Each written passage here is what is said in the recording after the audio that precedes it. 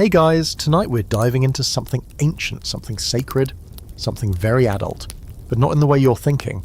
This isn't a clickbait deep dive into dusty manuscripts filled with gymnastic positions. Okay, there's some of that. But a slow, sensual unraveling of an entire worldview, where desire was art, intimacy was science, and pleasure was practically a civic duty. Welcome to the world of the Kama Sutra. So before you get comfortable, take a moment to like the video and subscribe, but only if you genuinely enjoy what I do here. Oh, and drop your city and what time it is in the comments. I want to know what kind of night owl is watching Kama Sutra content at 3:12 AM. No judgment, just curiosity. Now, dim the lights, maybe turn on a fan for that soft background hum, and let's ease into tonight's journey together.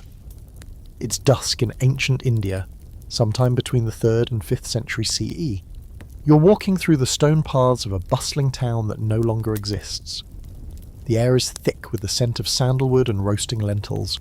Bells tinkle on anklets as women in translucent silks glide by, casting glances that hover somewhere between modesty and mischief. Behind the vibrantly painted doors of homes and temples, things are happening, things you'd never see in a school textbook. See, here's the twist. Ancient India wasn't shy about sex. It wasn't whispering about it behind temple walls or slapping NSFW stickers on its art. No, sex was out in the open, on the stone carvings of the Khajuraho temples, in the poetry of the courts, and most vividly, on the delicate palm leaf pages of a little something called the Kama Sutra. And let's set one thing straight right now. If you think it's just a book of sex positions, you're missing about 90% of the plot. To understand this world, you have to forget nearly everything modern life has taught you about modesty, privacy, and desire. In this time, love wasn't something kept in journals or dim bedrooms. It was something to study, to refine, to master. Like swordplay or mathematics. There were teachers of it, schools for it, even exams in a way. The Kama Sutra wasn't born from rebellion or perversion. It was born from the same impulse that gave us yoga and Ayurveda. The desire to understand life in all its forms. And yes, that included life between the sheets. But let's zoom out before we zoom in. Kama, meaning desire, longing, or sensual pleasure, was one of the 4 core aims of human life, alongside dharma, duty, artha, wealth, and moksha, liberation. And unlike later puritanical religious regimes that tried to shove desire into the closet, ancient Indian thought said, nope, this matters too. Balance was everything. You were supposed to enjoy food, beauty, music, even the right kind of sex, but only when done mindfully, respectfully, even artfully. Think of karma not as a green light to indulge, but as a kind of spiritual syllabus for learning how to enjoy life without wrecking it. So you're in a world where this pursuit of pleasure isn't shameful, it's sophisticated. And believe it or not, a lot of that sophistication took place after dark. Picture a courtyard lit by oil lamps. The jasmine flowers strung across the archways start releasing their perfume as the air cools. A veena plays somewhere in the background, low, rhythmic, seductive. You step into a nobleman's house and find couples playing dice, telling stories, sharing betel leaf and wine that tastes faintly of cloves. There's flirting, but it's never rushed. It's a dance, choreographed with subtle glances and clever wordplay. Foreplay starts with conversation, and honestly, it's hotter than anything else. Later, behind closed doors, or sometimes not so closed, lovers might practice the arts together. Not just physical intimacy, but also singing, poetry, perfume mixing, and flower arranging. These weren't random hobbies. The Kama Sutra lists all of them, all part of becoming a refined, attractive, and desirable person. We'll get to all that, trust me. For now, let's just stand in this golden twilight and acknowledge something simple. This world doesn't view pleasure as dirty. It doesn't separate sensuality from intellect. In fact, some of the most revered minds of the time were deeply involved in what we'd now consider sexology. Scholars, monks, courtesans, even queens. Everyone had a part to play in this grand opera of intimacy. And yet, here's the twisty part. Most of this was still deeply class-based. This open culture, mostly for the elite.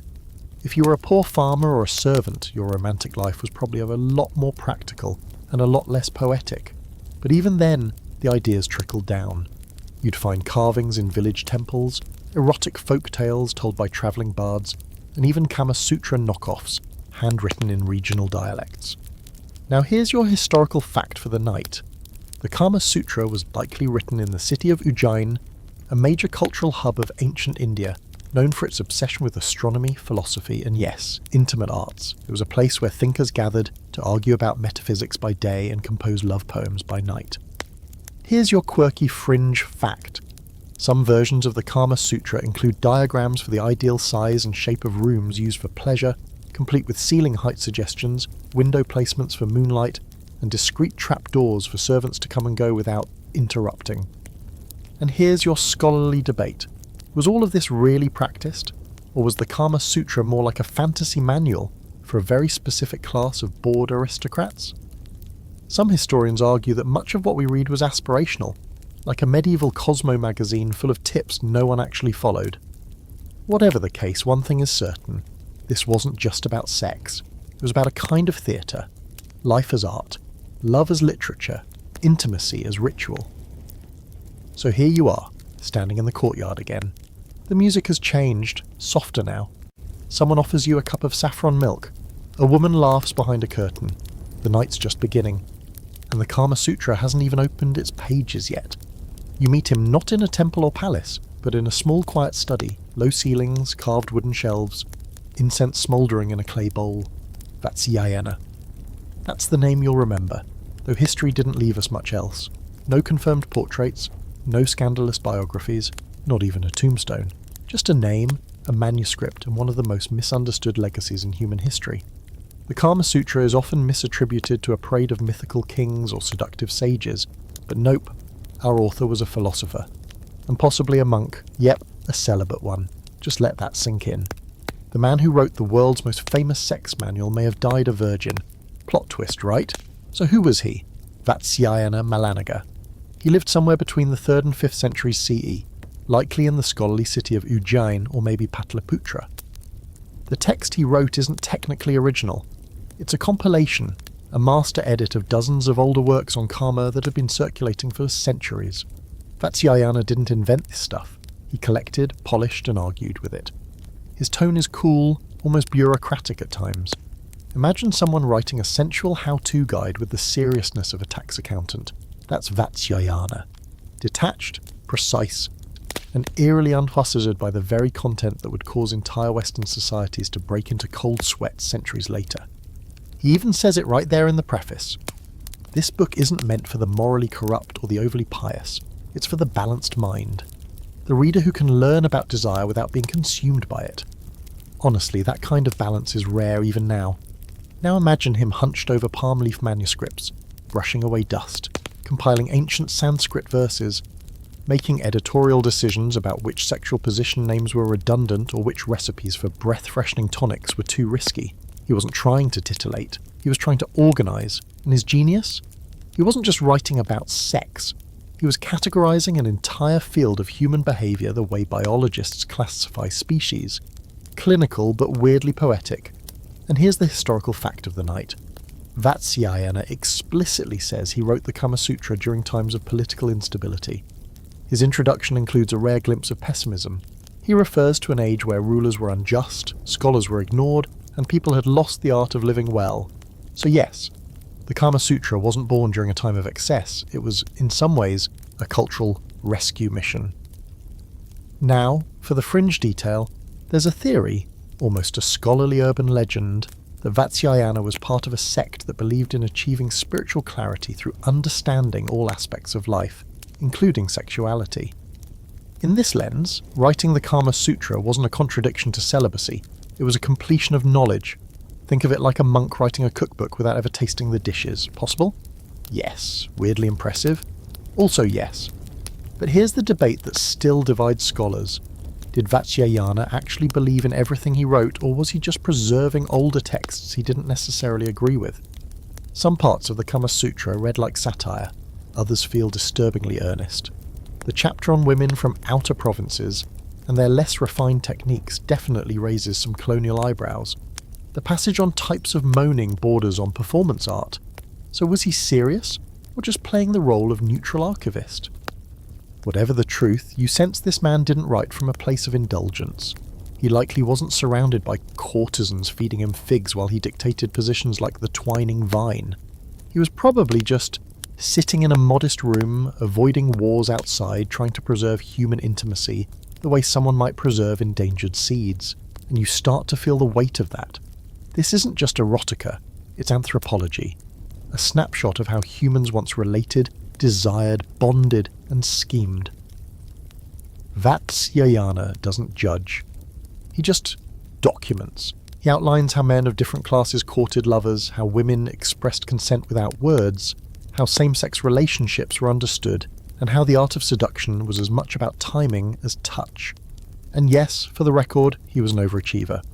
The Kama Sutra isn't one book, it's 7 books divided into 36 chapters covering everything from how to choose a spouse to how to arrange your bedroom for optimal intimacy.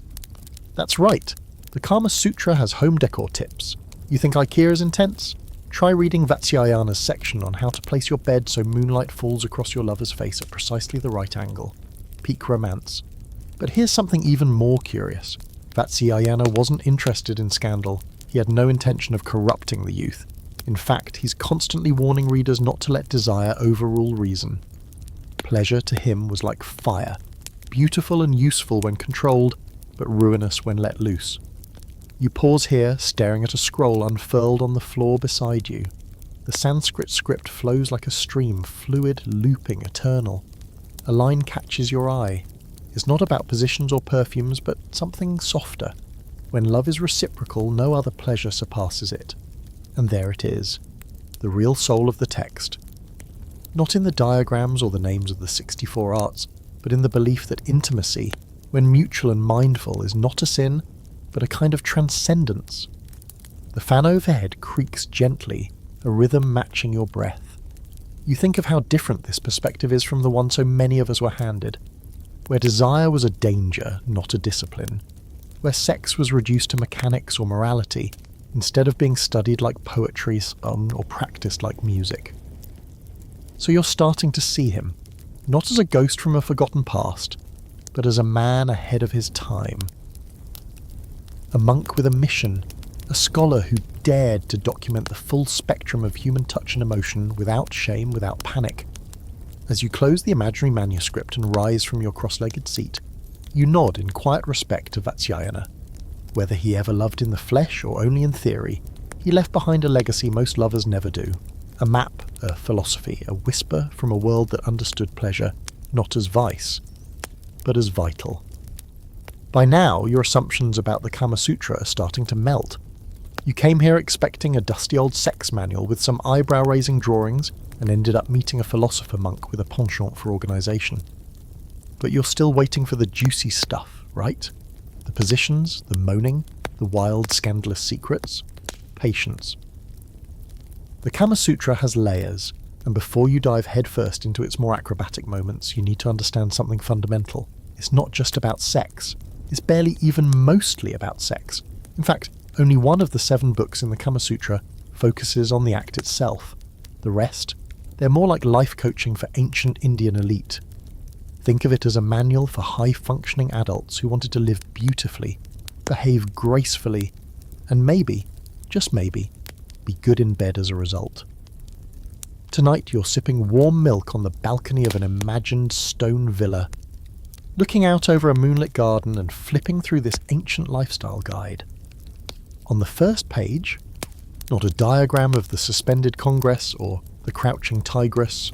Nope, it starts with a breakdown of human goals: dharma, artha, karma, duty, wealth, pleasure. A trinity of life paths meant to be followed in harmony, not competition. Sex, as it turns out, is just one part of karma, and karma is just one piece of the full puzzle. You read on. The next sections detail how a man should live if he wants to lead a well-rounded life. What kind of house he should have, what furniture is appropriate, how to keep his body clean, the importance of public speaking, when to trim his nails. No, really. It's like a goop blog from 100 years ago, minus the jade eggs and with a lot more Sanskrit. Then come the social roles: courtesans, wives, lovers, rivals, messengers, each described in detail with emotional nuance. This isn't casual sexism or romantic comedy tropes. It's full-blown character analysis. How a courtesan might manipulate a rich man while still keeping her dignity. How a man should respond if his lover suddenly stops replying to his messages. Yep, even then. how to win back someone's affection with the right mix of poetry and plausible deniability. You're starting to realize this book is obsessed with one thing above all: connection. Not just the physical kind, but the delicate social dance that leads to it. It's like Vatsyayana is whispering, you can't be good in bed if you're boring at dinner. Here's your historical fact in the original Sanskrit. Kama Sutra literally means aphorisms on desire. The word sutra implies a thread, a concise saying, part of a larger tapestry. This was never meant to be read straight through. It was designed to be consulted, piece by piece, like it is an intimate encyclopedia. And the quirky fringe detail, there's a chapter entirely devoted to how to make your lover fall in love with you again. It includes advice like strategically appearing busy, suddenly dressing better, and casually mentioning how much other people admire you. Basically, it's 4th century ghosting reversal tactics, with incense. But here's the scholarly debate. Is the Kama Sutra a guide to ideal love, or a cynical handbook for manipulating desire? Some sections definitely lean toward the pragmatic, how to spot when a partner is lying or how to use a friend as a decoy during an affair. Other parts are surprisingly tender. So which is it? A romantic's Bible or a strategist's playbook? No one's quite sure. As you read on, you discover that physical pleasure only becomes relevant once the rest is in place. Communication, timing, emotional readiness, and then, yes, technique. But Vatsyayana is insistent. Technique without understanding is like music without rhythm. Loud, but forgettable. The Kama Sutra's true magic lies in how seriously it takes every stage of attraction. There are entire sections on first meetings. How to dress, how to seek, how to hide your feelings just enough to make them irresistible. How to flirt with someone in front of their in-laws without being inappropriate. It's not a free-for-all. It's courtship as choreography. There's even a section for women on how to take initiative. Yes, you heard that right. In a book written over 1,500 years ago, women aren't just passive objects of male desire. They pursue, they reject, they cheat, they leave.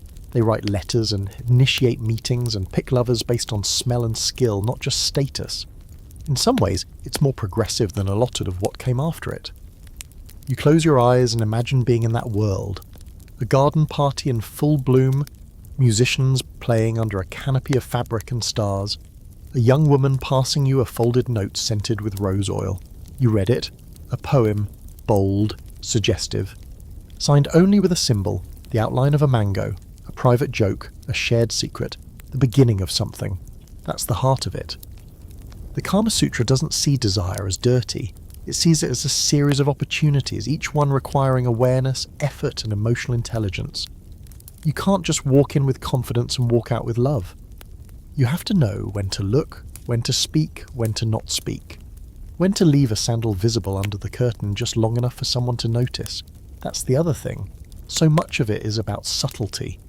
The hand resting a moment too long, the glance that flickers and then disappears, the way you recite a line of poetry just loud enough for one person to hear. Sex in this world doesn't begin in the bedroom. It begins the moment you walk into a room, and maybe that's what the modern world lost.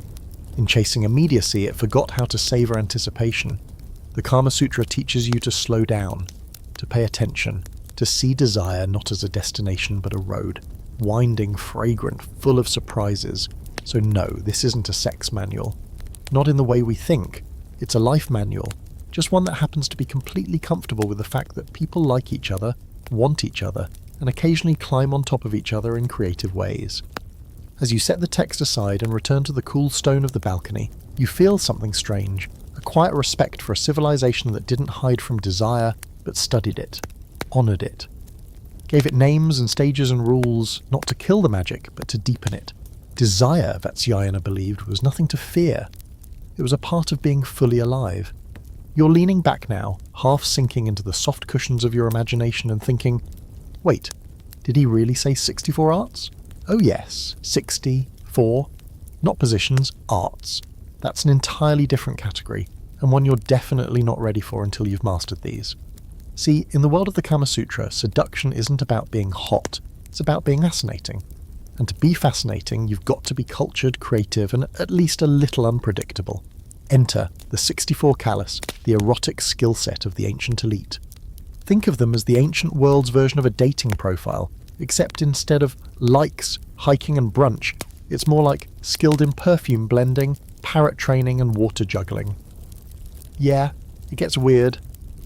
You start reading through them, and suddenly you're in awe. This wasn't a checklist for the bedroom antics. It was a roadmap to being a complete, well-rounded, magnetic person. A person so refined in mind and body that being in their orbit felt like stepping into another dimension. First up, music. Of course, you're expected to play instruments, sing in multiple modes, and understand rhythm so well that you could seduce someone with a drum solo. Then comes dance. Graceful, intentional, story-driven movements. These weren't twerk battles. These were performances that told tales of longing and betrayal, often performed in open-air moonlit courtyards to an audience that might include your crush. Then things get more niche. There's the art of garland weaving, not just tossing together flowers, but choosing them for symbolic meaning, scent layering, and even intended emotional effect. You're making mood bouquets, you've also got aroma science, which is a bit like ancient perfumery, but with spiritual implications, scents that calm the mind, inspire lust, or stir memories. Next, culinary seduction. Not just cooking food, but decorating it, arranging it beautifully, pairing it with mood-setting drinks like mango nectar and rose milk. You know that feeling when someone prepares a meal with so much attention you feel kind of emotionally exposed? That's the point. Here's your historical fact. The 64 kalas weren't invented by the Kama Sutra. They were part of an older tradition of royal education. Princes and princesses were taught these arts not just for romance, but for diplomacy. If you could paint, write, and perform, you could win over rivals, charm emissaries, or just avoid getting stabbed at a banquet. Very practical. But then the list keeps going. You reach conch blowing, quail fighting, shadow puppetry, and something called the art of disguising objects. You pause. Wait, what? Yep, being good in bed might also mean being great at party tricks and espionage. Apparently versatility was a major turn-on. And here's the fringe fact. One of the 64 arts is literally described as training parrots and minor birds to speak. Not only was it considered charming, but parrots were believed to act as erotic go-betweens, messengers who could be trained to repeat secrets, poems, or invitations. Imagine that. You're lounging on a pillow, and a bejeweled bird flaps in and blurts, "My lady awaits you at dusk." Now that's commitment. But here's the open debate among scholars. Were these arts genuinely practiced, or were they idealized, more aspirational than real?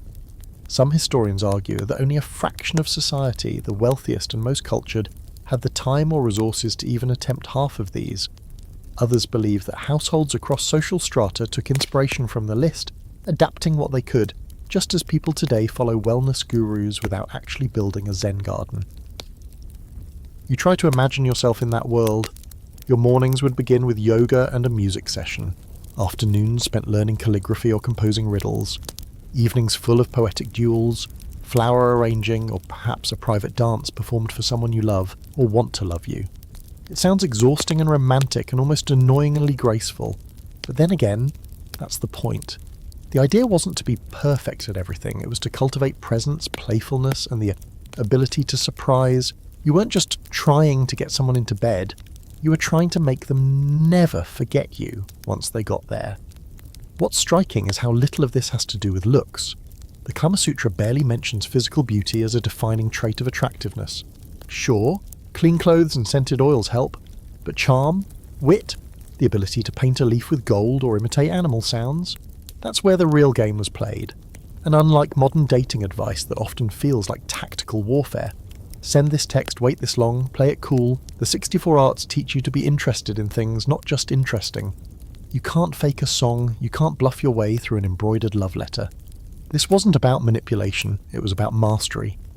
You glance over the list again and spot something that makes you smile. The art of solving riddles. Think about that. Seduction as a puzzle game. That's how seriously they took conversation. If you couldn't carry a dialogue filled with double meanings and witty retorts, well, good luck getting to second base in ancient Ujjain. So what does it all mean, really?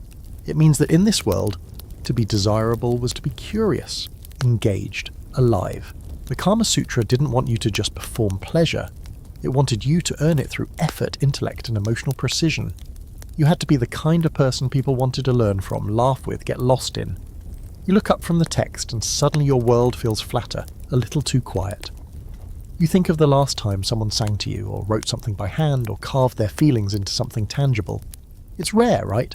But here, in this ancient philosophy, that kind of effort was the norm, expected, honoured, and maybe that's the secret. The 64 arts weren't just for seduction, they were for life, for slowing down, for paying attention, for making your days and your nights richer, more intentional, more alive. As the fan hums overhead and the imagined scent of jasmine drifts through your half-sleeping mind, you realise this isn't just history.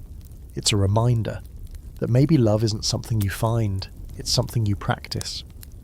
The Kama Sutra finally turns the page you've been waiting for. You've heard the whispers, seen the parodies, maybe even flipped through a novelty calendar with some poor stick figures twisted into shapes more terrifying than tempting. But now, you're face to face with the real deal, the part of the book where the Kama Sutra actually talks about sex positions. And here's the surprise, it's far less graphic and far more clinical than you expected. Like wildly so. You're not getting vivid erotica or scandalous bedroom diaries. You're getting straightforward Sanskrit verses breaking down the logic, function and flair of human intimacy, almost like an IKEA manual for the emotionally intelligent. You're in book 2 now, on sexual union. Finally. And just like that, the Kama Sutra starts categorizing people. Because of course it does. This entire book is a walking sensual taxonomy. First, we have types of men and women. Not personality types, size types. There are 3 categories of men. Hare, bull and stallion. And 3 categories of women. Doe, mare and elephant. No comment. Okay, 1 comment. Somewhere, someone read that and started sobbing into their lentils. The point here is to illustrate compatibility. According to the Kama Sutra, the best sex happens when people are well matched, not just physically, but in energy, rhythm, and intention. Then it jumps into the actual positions, and yes, the names are glorious. Splitting the bamboo, the congress of the cow, the tiger's claw, the twining of the creeper. They sound less like sex and more like forbidden yoga moves you'd attempt on a dare. But here's the kicker. Each one is meant to express something. A feeling, a phase of the relationship, even a personality trait. You flip through the mental pages, and the Kama Sutra lays them out methodically. There's the simple embrace, 2 people just holding each other, clothed or unclothed. Tender, gentle, then the embrace of the thighs. A bit more risque. Then things escalate. The scratching embrace, the biting embrace, and finally positions requiring the help of furniture, a swing, or possibly divine intervention. You're imagining a stone chamber lit by oil lamps, pillows scattered like petals, maybe a low platform in the centre with tassels and carved legs, furniture designed not for dinner parties but for passionate acrobatics. The air smells like sandalwood and spiced wine.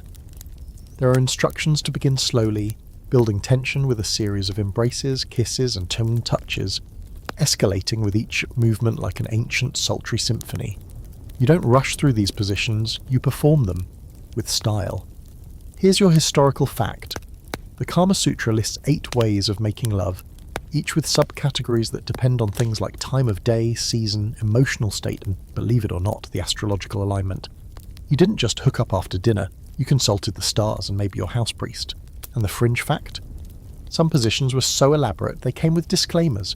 Only attempt with prior experience, or when the woman is particularly flexible.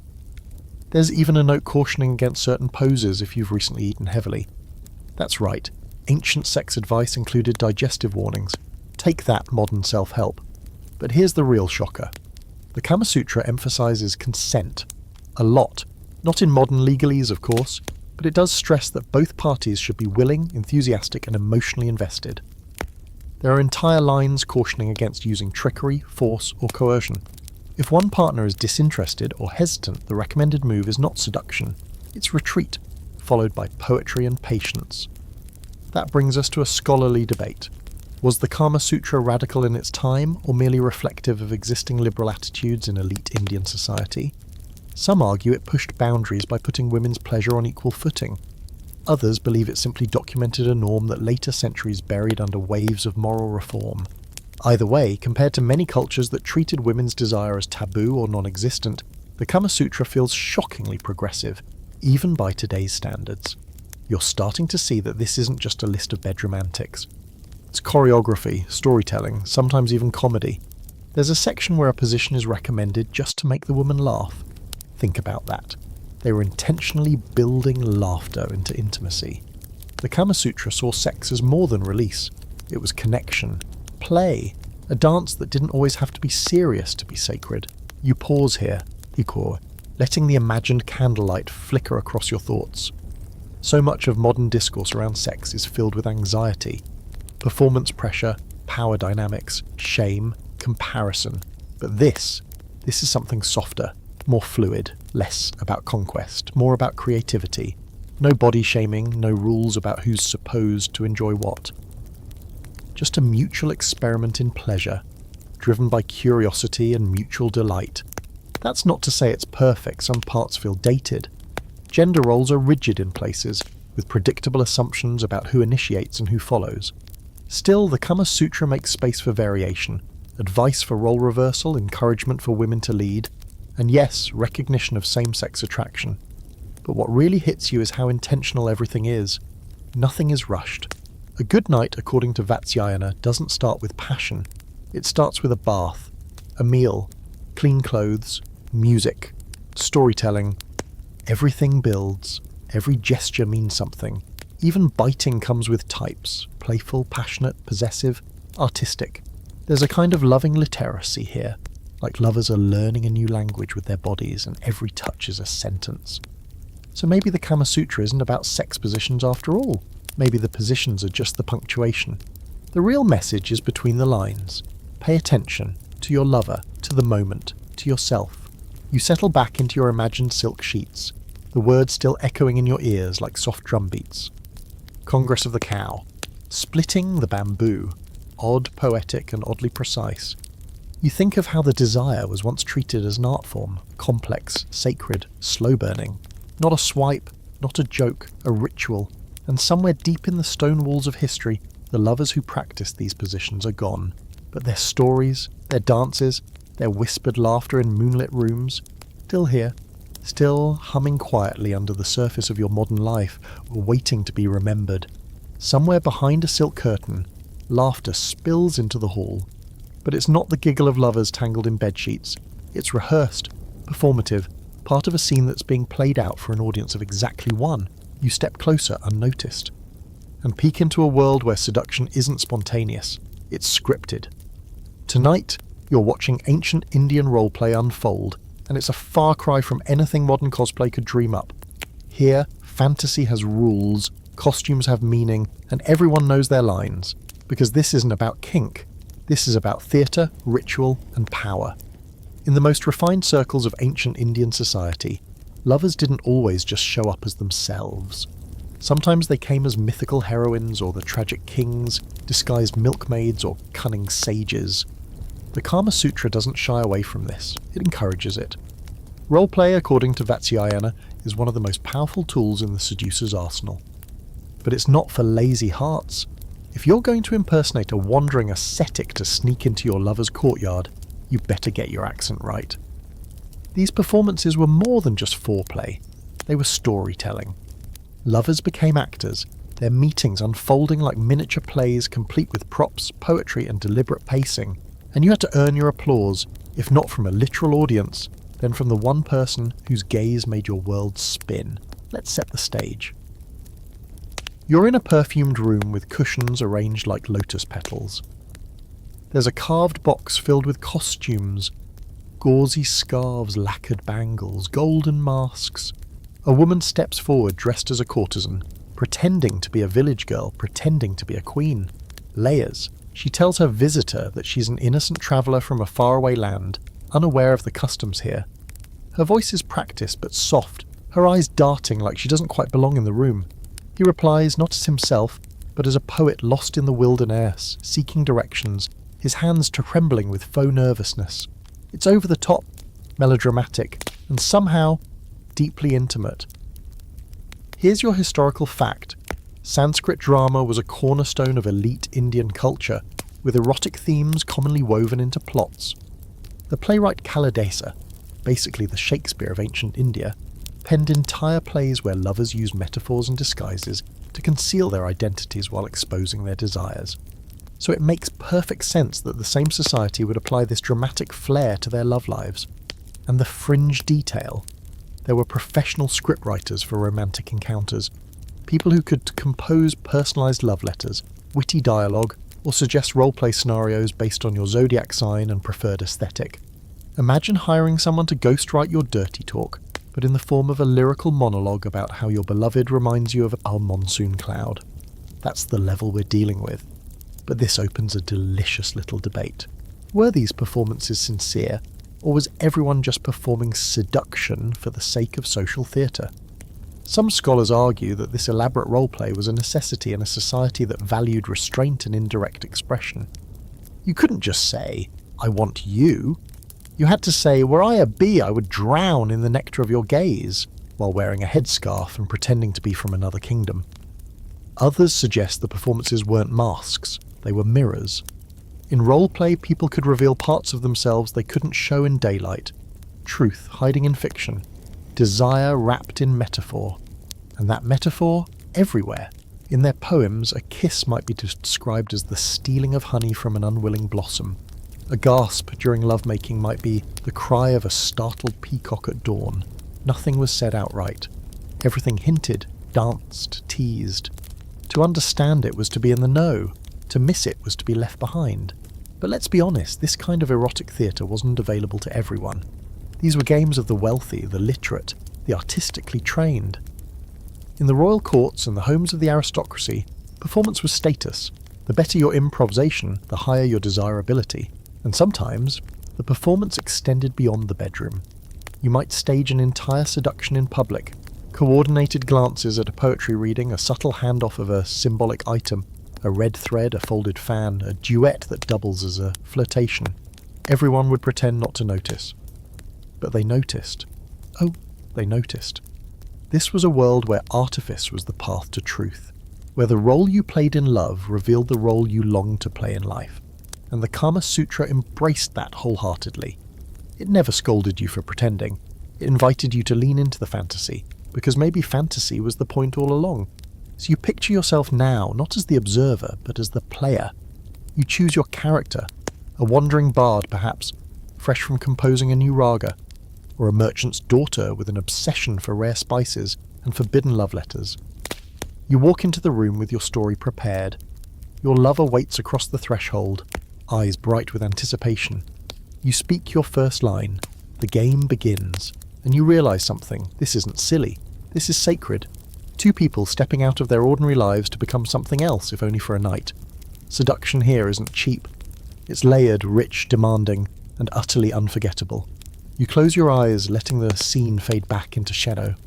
You hear the echo of anklets, the rustle of silk, the sigh of someone playing pretend so well that for a moment, even they believe it.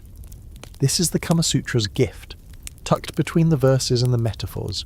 The reminder that desire isn't just about bodies meeting, it's about imagination, vulnerability, the willingness to become someone new, if only for a few breaths. And sometimes, that fantasy is more real than reality ever was. You wake up in a different kind of dream now, one made of stone, moss and shadows. The air is thick with incense and something older, something you can't quite name. You're standing at the foot of a temple, its facade rising like a giant carved mountain, every inch of it alive with figures. They twist, embrace, cling to each other in impossible poses, their faces caught mid-ecstasy. No blank stares here, no modesty either. This is Khajuraho, or maybe Konark, or one of a dozen lesser-known sacred sites where the walls themselves seem to pulse with desire. You weren't ready for this. No one really is. These temples aren't some hidden-away ruins either. They're UNESCO-protected, open to the public, visited by families with snack bags and selfie sticks. Yet every square foot tells a story your high school textbooks definitely left out. Naked bodies, gods, humans, maybe both, intertwine in rhythms more intimate than anything you'd dare say out loud. This is where the Kama Sutra comes to life, not in words but in stone. And here's the most surreal part. These carvings weren't seen as vulgar. They weren't hidden. They were carved on the outside of the temples, out in the open, facing sunlight and monsoon, which raises the obvious question. Why would a sacred building be covered in sex? Some say it's symbolic, an illustration of the soul's journey from base desire to divine union. You enter the temple through depictions of earthly pleasure and leave with your spirit purified, climbing higher. Others think it's simply honest, a celebration of the full range of human life. Food, love, death, birth, fear, lust, it's all there. Nothing excluded. Here's your historical fact. Most of these temples were built during the Chandler dynasty, roughly between the 9th and 12th centuries CE. The rulers of that time encouraged the integration of art, spirituality, and eroticism, not as separate pursuits, but as facets of a single truth. Pleasure wasn't a distraction from holiness, it was one of its doors. And the fringe detail? Many of these temples have carvings of threesomes, orgies, and even people getting it on with horses. Yep, it's there. You can Google it, but maybe not from work. Now, are these meant to be taken literally? Probably not. Some historians argue they're metaphors layered with symbolism. Others think they were warnings. This is what happens when lust becomes madness. Still, others just shrug and say, well, people were into weird stuff. Scholarly debate. Oh, plenty. The big question, were these temples actual Kama Sutra training grounds, or just expressions of the era's artistic freedom? Some claim that tantric practitioners used temple spaces to perform sacred sexual rituals, acts meant to dissolve ego and achieve transcendence. Others insist that the carvings had nothing to do with actual behaviour. They were visual poetry meant to provoke thought, not action. Whatever the truth, you can't deny their presence. And not just sexual acts either. There are images of women giving birth, breastfeeding, menstruating, combing their hair, dancing, even urinating. The human body in all its messy, miraculous glory, etched forever in sandstone. Not a single filter in sight. You wander slowly along the temple's edge. A couple in a deep embrace is framed by monkeys climbing nearby, unbothered. A woman leans forward, her back arched with impossible grace, while behind her a musician plays a flute. The message seems clear. Pleasure and art belong together. And the artisans who made this? Absolute geniuses. No chiselling on a whim. Every figure is part of a larger story, part of the building's spiritual geometry. Many of the lovers form circles, loops, spirals, symbolic shapes, representing the cyclical nature of life and death, union and separation. It's not just erotic, it's cosmic. Now imagine arriving here 1,000 years ago, not with a guidebook, but with offerings, maybe flowers, rice, a bit of coin. You wouldn't be scandalized. You'd feel awe, reverence, maybe even hope, because these carvings weren't just decoration, they were instruction. A kind of holy reminder, life is short, love deeply, touch often. Don't forget who you are in this body even as you reach for the divine. But then history took a turn. When waves of more conservative rulers came, first with Islamic invasions, then with British colonisation, the sensuality was suddenly a problem. Temples were defaced, figures covered with plaster, books burned or translated through clenched jaws. Victorian officials described the carvings as filthy and degenerate, refusing to believe that something sacred could look like this. They didn't understand what they were seeing, or maybe they understood too well and felt threatened. Which brings us to now. You're standing in front of a temple that survived centuries of storms and shame, a monument to a time when spirituality didn't demand the denial of pleasure but its elevation. And standing there with your modern brain and ancient guidebook, you realise these temples were never confused. We were. The Kama Sutra wasn't written in a vacuum. It came from a culture that built literal temples to love, where sculpture and sex weren't just compatible, they were inseparable, where gods and mortals met not through denial, but through experience, where no part of the human story was considered unworthy of celebration. You walk the perimeter again, the light shifts, shadows deepen the carvings, making every arch and thigh more dramatic. Somewhere a tour guide whispers facts to a group of disinterested teenagers, but you stay a little longer, touching the cool stone with your fingertips, as if the stories carved here might still be warm. And for a moment they are. You feel the heat, the breath, the intention behind every curve. Not porn, not decoration, just truth, chiselled and immortal. The world once knew that love and the sacred could exist in the same space, and if you listen closely, the stone still remembers. The Kama Sutra doesn't just tell you how to touch someone, it tells you how to talk to them afterward, and before and in between. It doesn't leave you stranded and in the moment where the curtain drops, The heat fades and suddenly you're both just lying there wondering what now. Nope, it leans in, carefully, intimately, and says, "Pillow talk matters. Tonight you're somewhere between silk sheets and philosophical reflection, because the Kama Sutra isn't just an instruction manual, it's a mirror, a code, a long, breathy conversation that never quite ends. It's filled with behavioural cues, emotional wound rhythms, and moral undertones that you don't expect to find in a book that's more famous for how it teaches you to bend. But here's what surprises you most. There's a lot of ethics in here, real ones. Not just lines about pleasure or compatibility, but deep reflections on how to be a better lover. And not just in the bedroom. The Kama Sutra treats sensuality as something sacred, but it also puts boundaries around it. Pleasure without consideration? That's not skill, that's carelessness. The section on conduct is filled with lines that read more like ancient therapy notes than erotic tips. There's advice on managing jealousy, treating lovers with respect, understanding rejection with grace, and even how to end a relationship without humiliation or cruelty. If your ex had followed half of this, you probably wouldn't be in therapy now.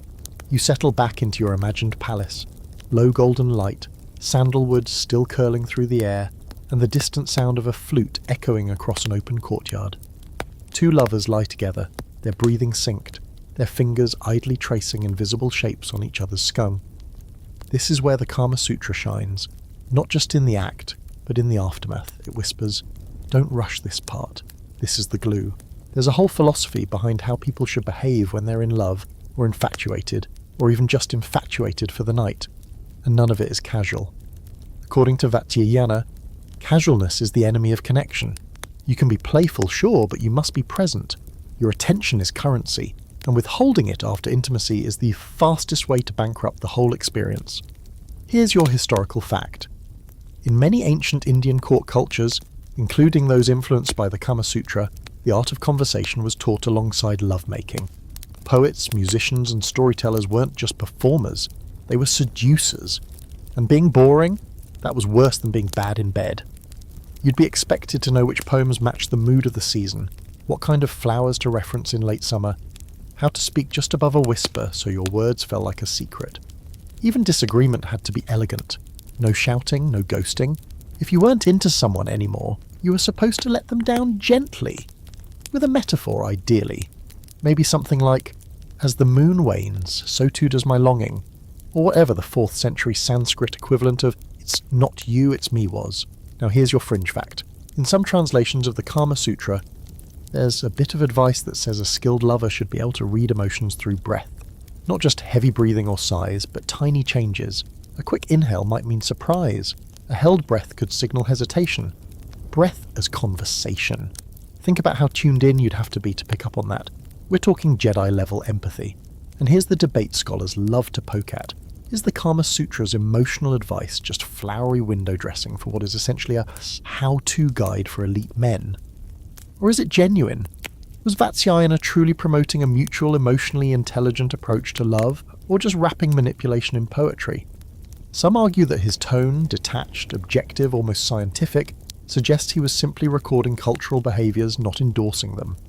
Others say his insistence on reciprocity, attentiveness, and ethical conduct is proof of his own values shining through. You think about this as you trace the chapters in your mind. There's a scene where a man is told to study his lover's moods for signs of discontent, and then, get this, write her a poem to ask what's wrong, not barge in, not accuse, write a poem. You imagine what the world would look like if even a quarter of people handled tension like that. Fewer text fights, more ink-stained scrolls, and breathless midnight deliveries under moonlight. And it's not one-sided either. Women are instructed on how to handle lovers who become distant, how to reignite desire without confrontation, how to command respect without breaking the fragile thread of tenderness. There's strategy in these pages, yes, but there's also softness, a kind of emotional fluency that most of us never get taught, let alone practiced. But the Kama Sutra doesn't just sit there cooing romantic phrases, it also warns about obsession, about chasing love that doesn't love you back, about letting passion override judgment. There are verses where Vatsyayana flat out tells the reader to walk away if the pursuit becomes desperate, or if the other person's heart clearly isn't in it. Because desire in this system only matters when it's mutual. Otherwise, it's not beautiful. It's dangerous. You sit with that for a while. The idea that longing, when not shared, becomes a poison. And that part of being a good lover is knowing when to stop. It's an unexpected kind of wisdom, especially from a book that most people reduce to gymnastic novelty. The Kama Sutra isn't interested in pleasure at any cost. It's deeply invested in the kind of pleasure that leaves people better than it found them. And that's not just rare, that's revolutionary. So that as the night deepens and the imagined sounds of wind in the palms soften the space around you, you picture the two lovers again, still lying there. Maybe one of them is reciting a poem. Maybe they're silent, just breathing together. Either way, nothing is rushed. No one's reaching for their shoes. No one's pretending not to care. Because here, in this world built by words and wisdom, even silence is part of the ritual. And maybe, just maybe, that's the part modern love forgot. Tonight, we're stepping sideways, off the main path of straight-laced couples and courtly norms, into a part of the Kama Sutra that rarely gets talked about. It's quiet here, almost hidden between the verses, but it's been here the whole time waiting. This is where desire breaks the binary. And trust me, it's not a modern footnote, it's ancient history written in ink and echoed in stone.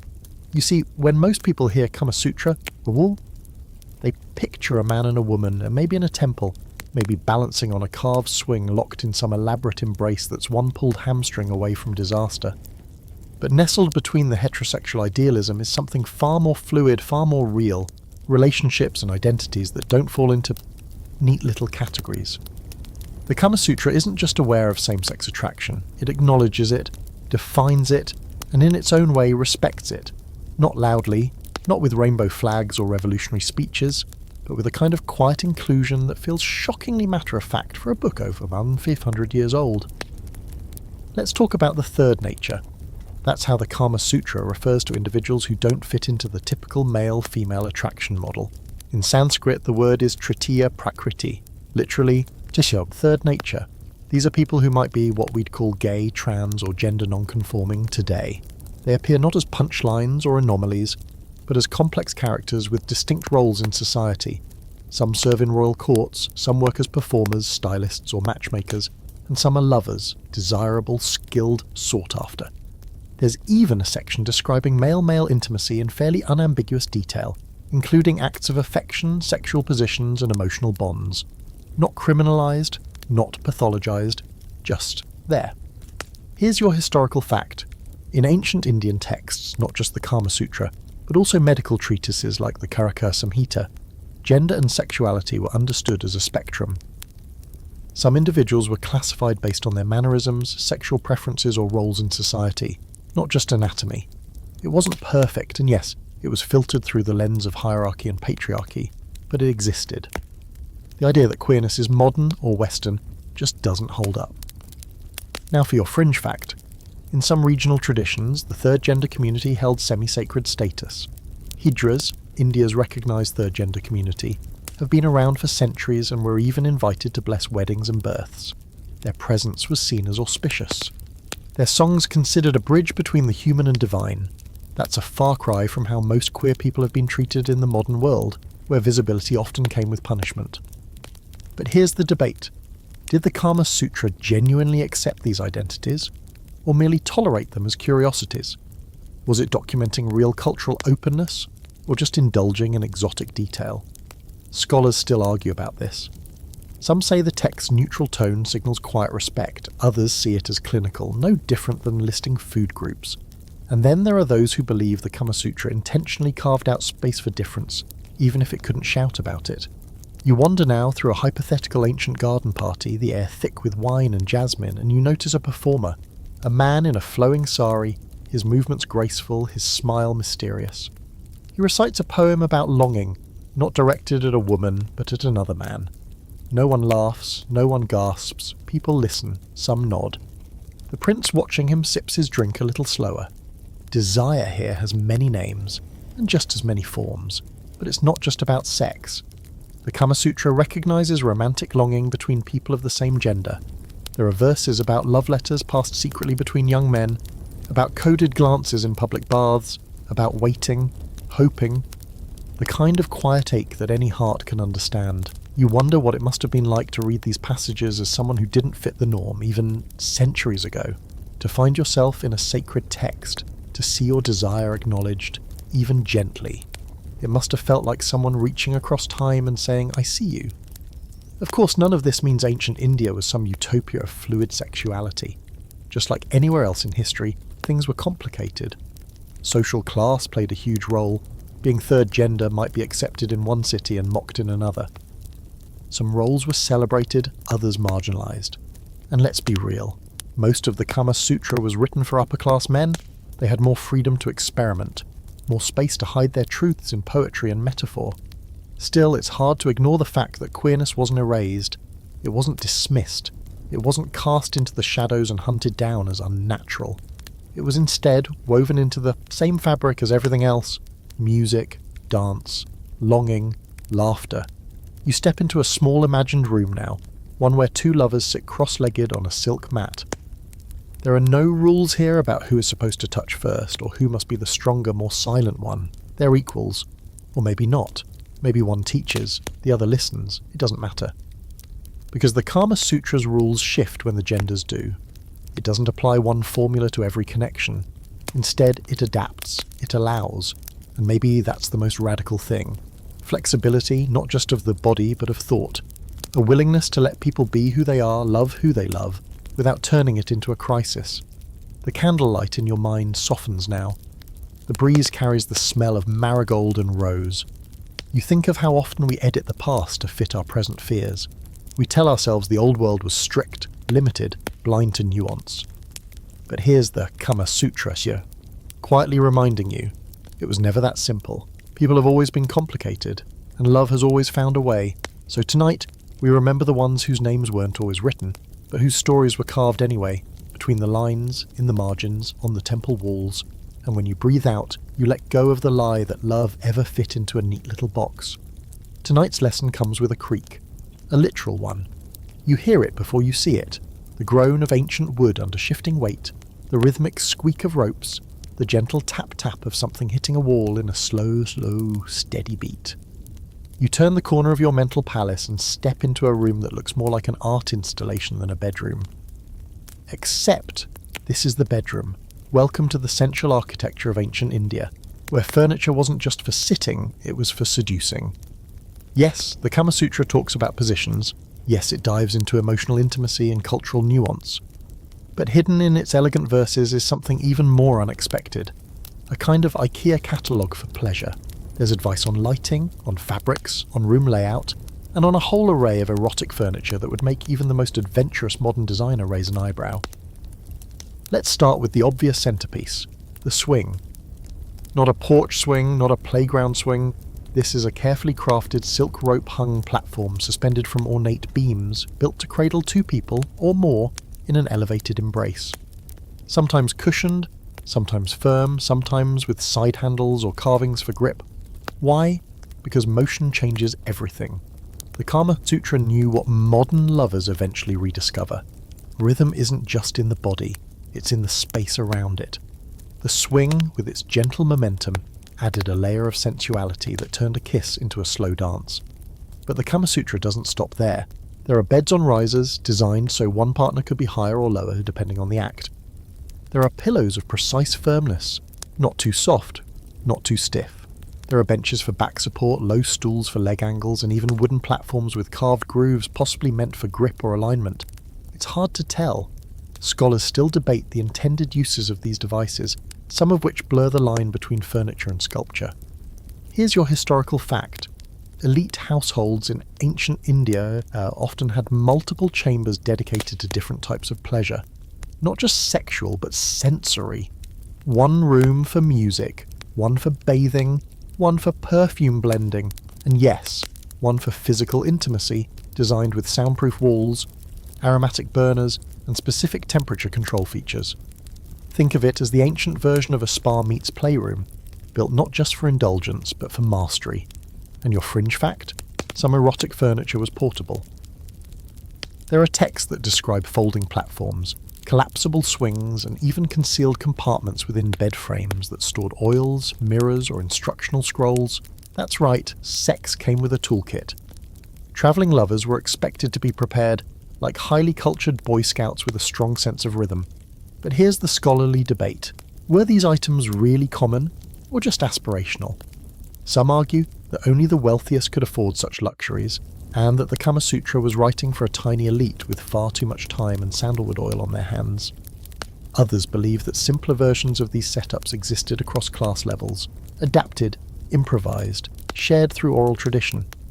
After all, ingenuity isn't exclusive to the rich. Sometimes a rope and a beam are all it takes. As you wander further into this imagined pleasure chamber, you notice something else, the intentionality.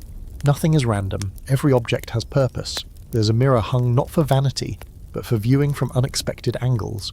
There are bowls of scented water beside the bed, not just for refreshment, but to cleanse, to reawaken the senses. Even the floor cushions are arranged with geometric precision, like tantric mandalas you could lie down in.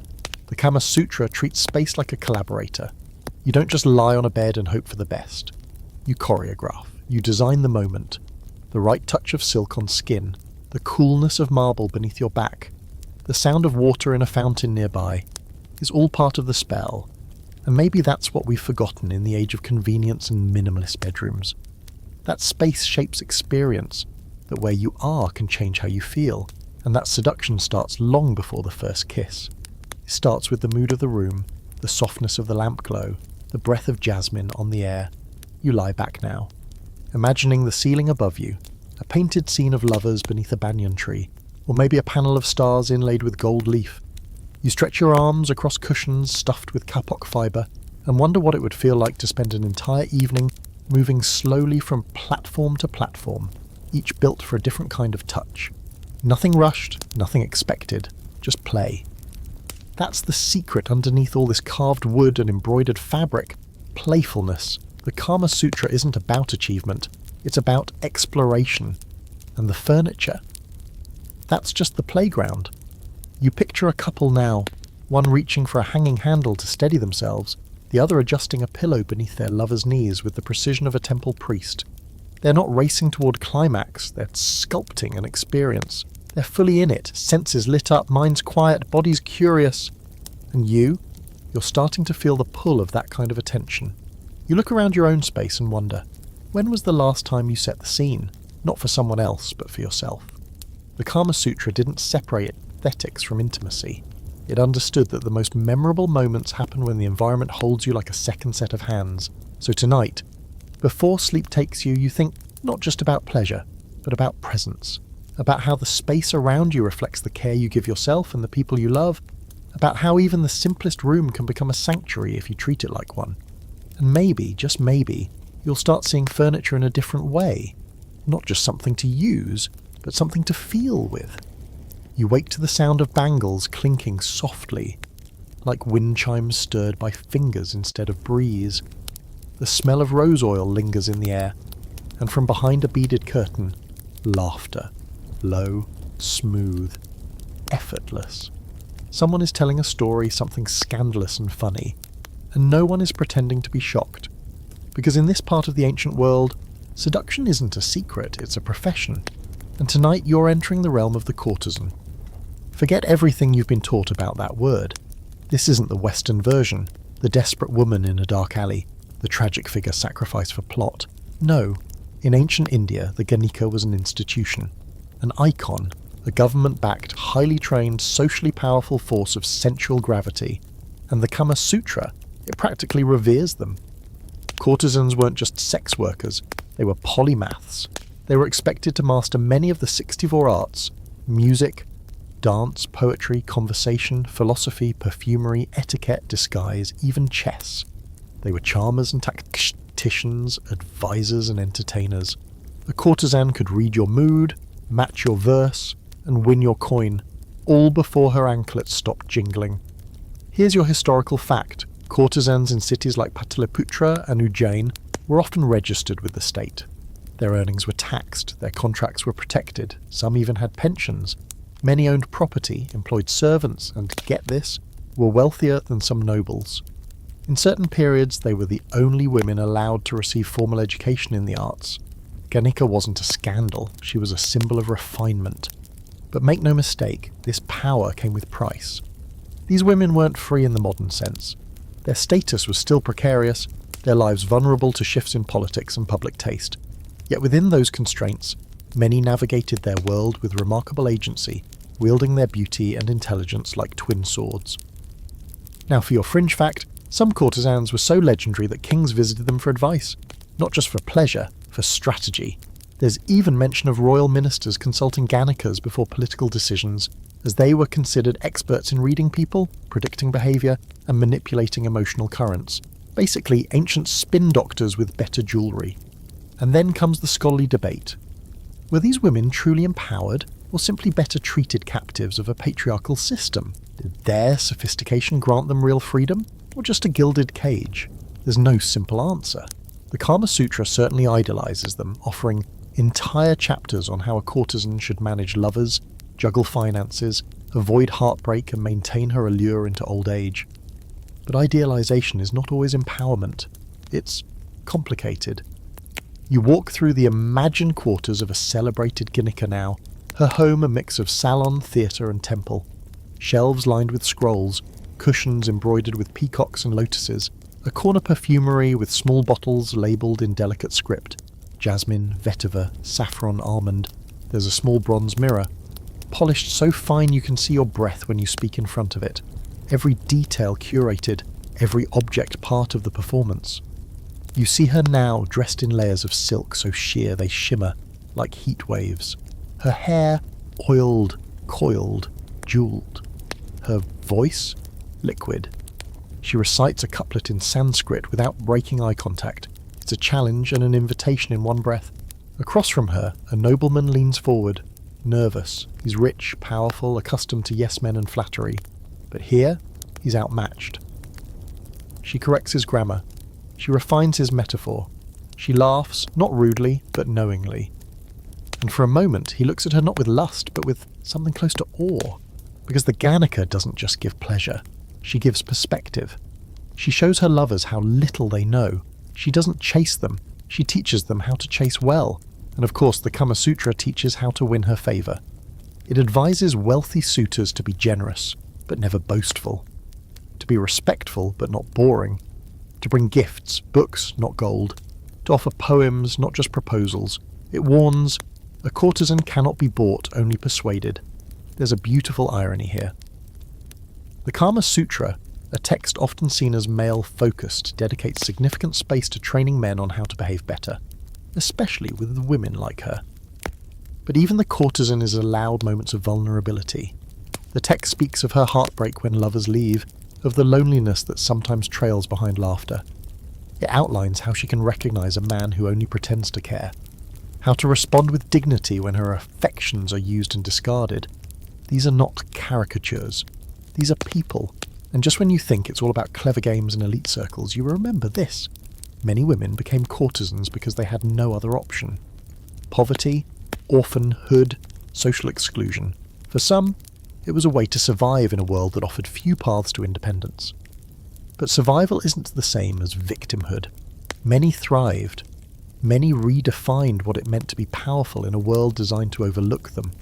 You sit with that for a moment, the image of her lingering in your mind. Not as a fantasy, but as a force. Not as an accessory to history, but as one of its uncredited authors. She shaped hearts, influenced kings, built empires of emotion. And as the imaginary evening draws to a close, you picture her walking into her private chamber, alone, not lonely. She unpins her hair, slips out of silk, and sits beneath a lamp to read. Her anklets rest on the floor beside her. No one's watching, no one needs to, but all, she is her own story now. And somewhere in the pages of the Kama Sutra, a verse whispers her name.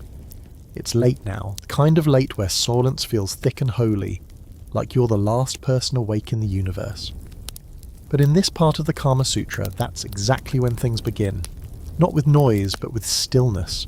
You're entering the realm where pleasure meets prayer, where the lines blur between body and spirit. This is Tantra, not the memeified version sold in candlelit workshops, but the ancient, often misunderstood path that treated intimacy as a sacred act. Not a detour from enlightenment, but a direct route to it. You step into a room lit by nothing but fire. low, flickering, alive. The air is heavy with frankincense. There's a platform covered in red cloth and strewn with flowers, marigold, hibiscus, wild jasmine. In one corner, a bronze statue of a goddess half smiling, half challenging you to look deeper. You're not here to perform, you're here to feel, slowly, deeply, eternally. Unlike much of the Kama Sutra, which plays in the world of the senses, status and social games, Tantra opens a different door. It speaks in riddles, it dances in paradoxes, and it dares to say something radical, that pleasure is spiritual, that sex is not just a craving to be tamed, but a fire to be understood, honoured, even worshipped. Now here's your historical fact. Tantra predates the Kama Sutra by centuries, emerging around the 5th century BCE and weaving its way through various Indian spiritual traditions, Shaiva, Shakta, Buddhist. It was never a single school of thought, but a constellation of practices, texts and rituals aimed at liberating the practitioner from ordinary consciousness. Some of those rituals involved mantras and meditation, others involved sex, not just as recreation but as revelation. And now your fringe fact. Some tantric sex practiced rituals that involved graveyards, intoxicants, and acts deliberately meant to shock or upend social norms. Why? Because Tantra believed that true freedom meant shedding all fear, including the fear of death, of taboo, of shame. In some cases, the most forbidden experiences were considered the fastest route to awakening. Controversial, absolutely, but also deeply symbolic. So what's the Kama Sutra's relationship with Tantra? It's adjacent, inspired. The Kama Sutra doesn't dive fully into the mystical weeds, but it does borrow the idea that physical union can be a path to something more than momentary pleasure. It recognizes that when two people touch each other with full presence, when their breath synchronizes and their egos dissolve, something beyond the physical can happen. And here lies the scholarly debate. How much of the Kama Sutra's spiritual tone is genuine, and how much is retrospective romanticizing? Some argue that its references to sacredness are metaphorical, part of the poetic flair of the time. Others insist that the text's subtle gestures toward the divine are deliberate, intentional, and informed by deeper tantric roots.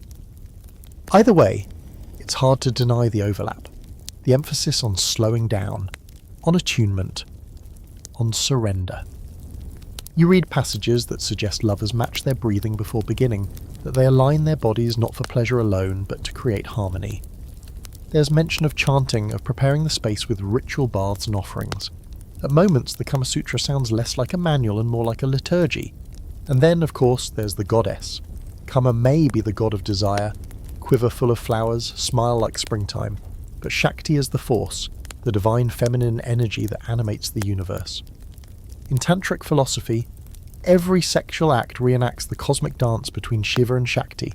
Masculine stillness and feminine motion, consciousness and energy, silence and sound. When they come together, it's not just chemistry, it's creation itself. You imagine it now, two lovers in complete stillness, eyes locked, breathing as one. No thrusting, no moaning, just presence, just being. A kind of electric calm descends over them, like time stopped ticking. The space between their foreheads buzzes. The body becomes a shrine, every touch a prayer. And you wonder, when did we stop treating intimacy like this? When did we decide that sex could only be carnal, or casual, or competitive? That it had to be separate from the sacred? That it couldn't be a place where you lose yourself, not in someone's body, but in their being? You walk deeper into the imagined temple now. You hear chanting in the distance, low, rhythmic, hypnotic. You pass symbols you only half understand, lotuses opening, serpents coiled at spines, triangles pointing both up and down. The air vibrates with something old and alive. You're not sure if you're dreaming or remembering. This is the world the Kama Sutra nods to, just beyond its structured verses and elegant instructions. A world where you don't just do sex, you become it. Where the lovers dissolve into each other, not just physically, but energetically. Where pleasure isn't something to chase, but something to ride, like a wave, or a mantra, or a breath. You sit now, legs folded, spine tall. A breeze moves through the temple and rattles the bells. You place your palms together and close your eyes. You're not thinking of performance, not of approval, not of control. You're just breathing. And for a flicker of a second you feel it. That thread, that charge, that truth beneath the noise, so that maybe, just maybe, pleasure is holy. And if it is, then love is the altar. And your body? The prayer. You're in the kitchen now. No, really. That's where this part of the Kama Sutra takes you. Not to a steamy boudoir, but to a firelit hearth, where something is bubbling in a copper pot and someone is grinding cardamom seeds with slow circular movements. Because if there's one thing the ancient Indian world knew better than almost anyone, it's this. Desire doesn't start in the bedroom, it starts in the belly. Yes, the Kama Sutra has something to say about sex and food, two of the most primal, most deeply human appetites we've got. And in many ways it treats them the same way, not as base urges to be hidden, but as refined arts to be practiced. Carefully, intentionally, with ingredients that excite more than just your taste buds. Tonight's lesson, aphrodisiacs, the edible kind, or to put it in Kama Sutra terms, foods that awaken, sustain, and elevate Kama, the god of desire. You're about to enter a world of recipes where cinnamon is foreplay, milk is ritual, and honey is practically a spell. Here's your historical fact. Ayurvedic texts that predate and influence the Kama Sutra, like the Sushruta Samhita and the Charaka Samhita, list dozens of substances considered to enhance virility, stamina, and sexual joy. These weren't just foodstuffs, they were medicines, tonics, elixirs brewed over the slow fires and whispered about like secrets. And what's on the menu? Let's start with spiced milk. Warm, full-fat milk simmered with saffron, cardamom, cloves, and a pinch of nutmeg. This was the go-to nightcap for lovers.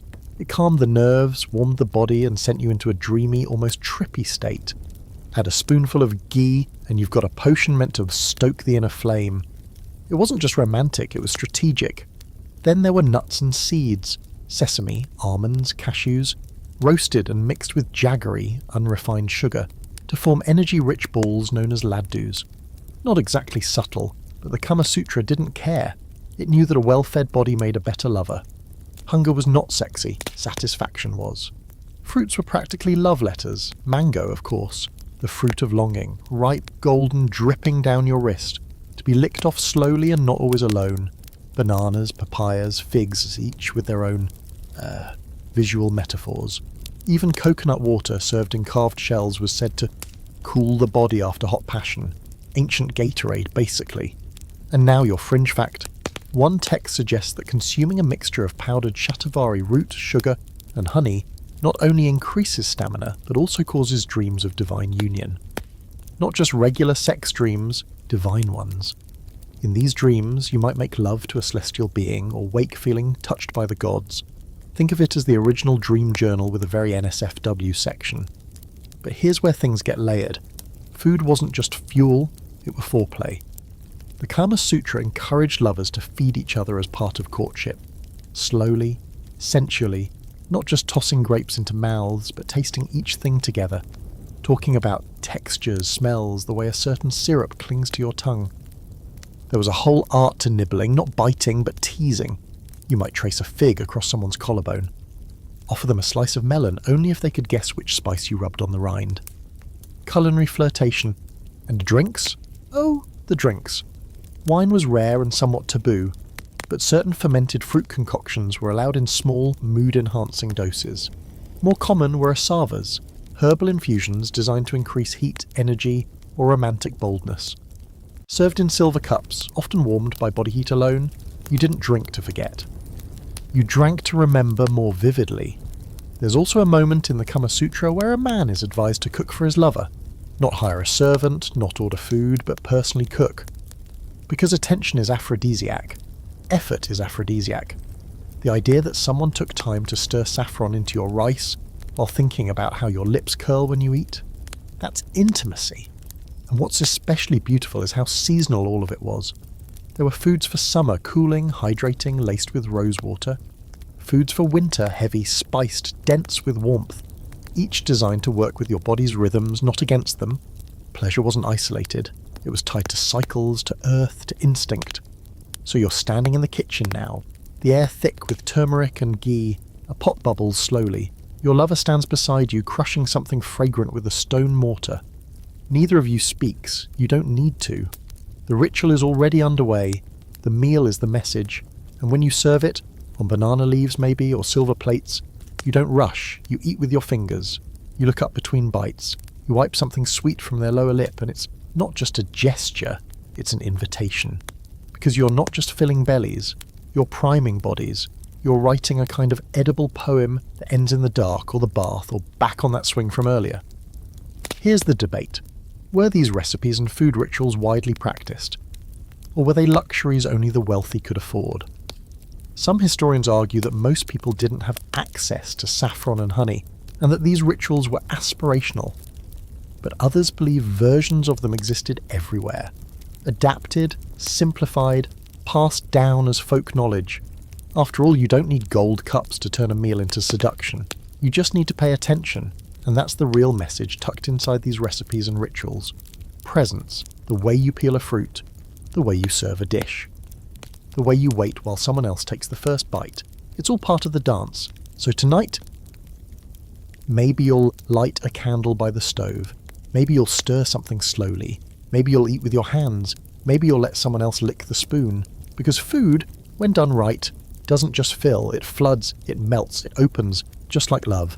There's a kind of irony floating through the incense-scented air tonight. A paradox so subtle you almost miss it. You're curled up beside a manuscript that celebrates desire in all its messy, glorious forms, and the man who wrote it might have never acted on any of it. That's right, our dear Vatsyayana, the author of the world's most famous sex manual, may have been celibate. Let that sink in for a moment.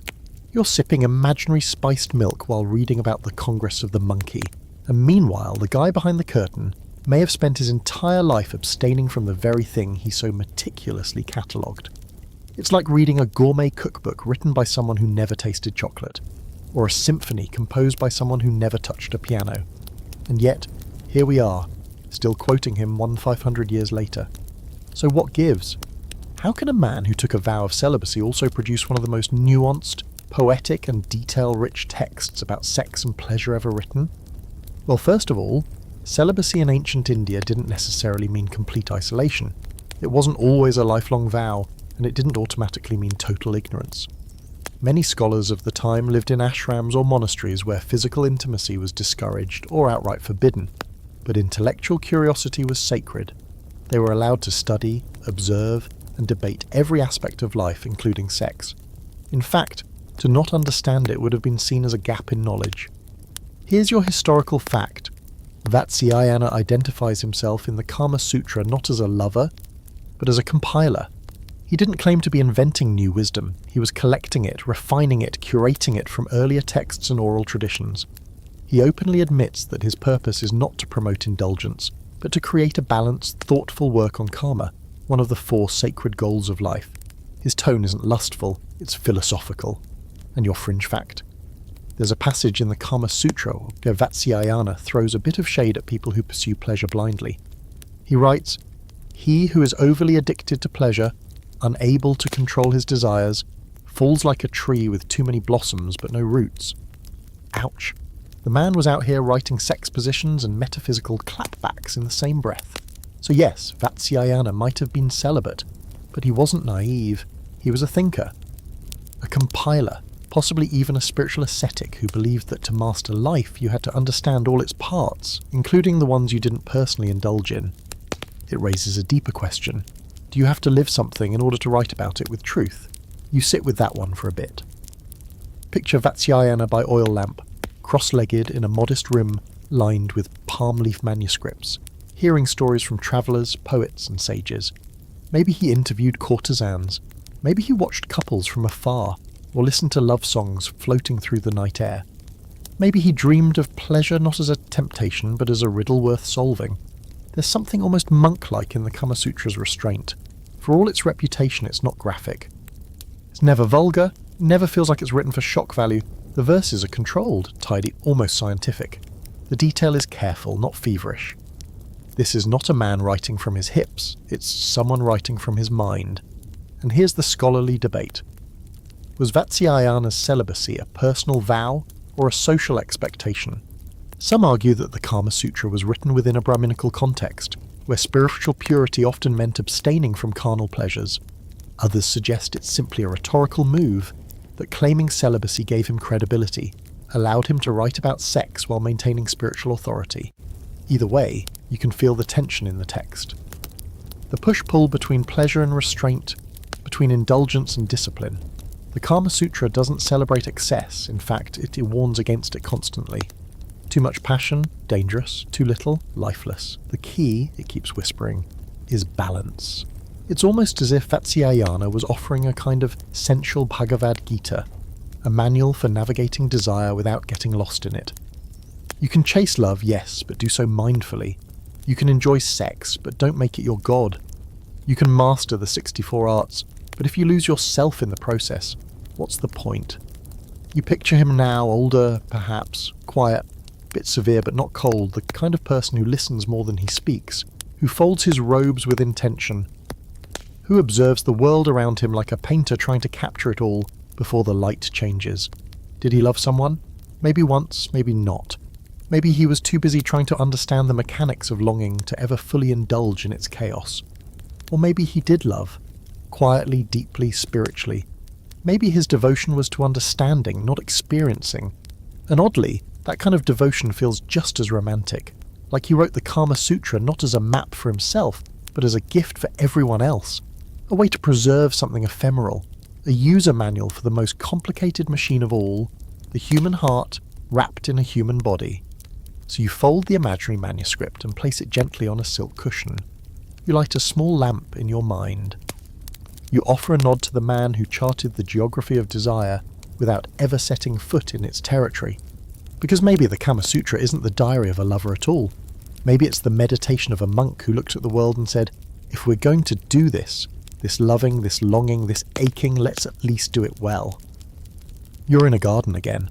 Not one with neat rows and trimmed hedges, but wild, fragrant and overflowing. Vines twist across stone paths, blossoms heavy with dew hang low over terracotta urns. A breeze stirs the leaves and carries with it the faintest scent of ink.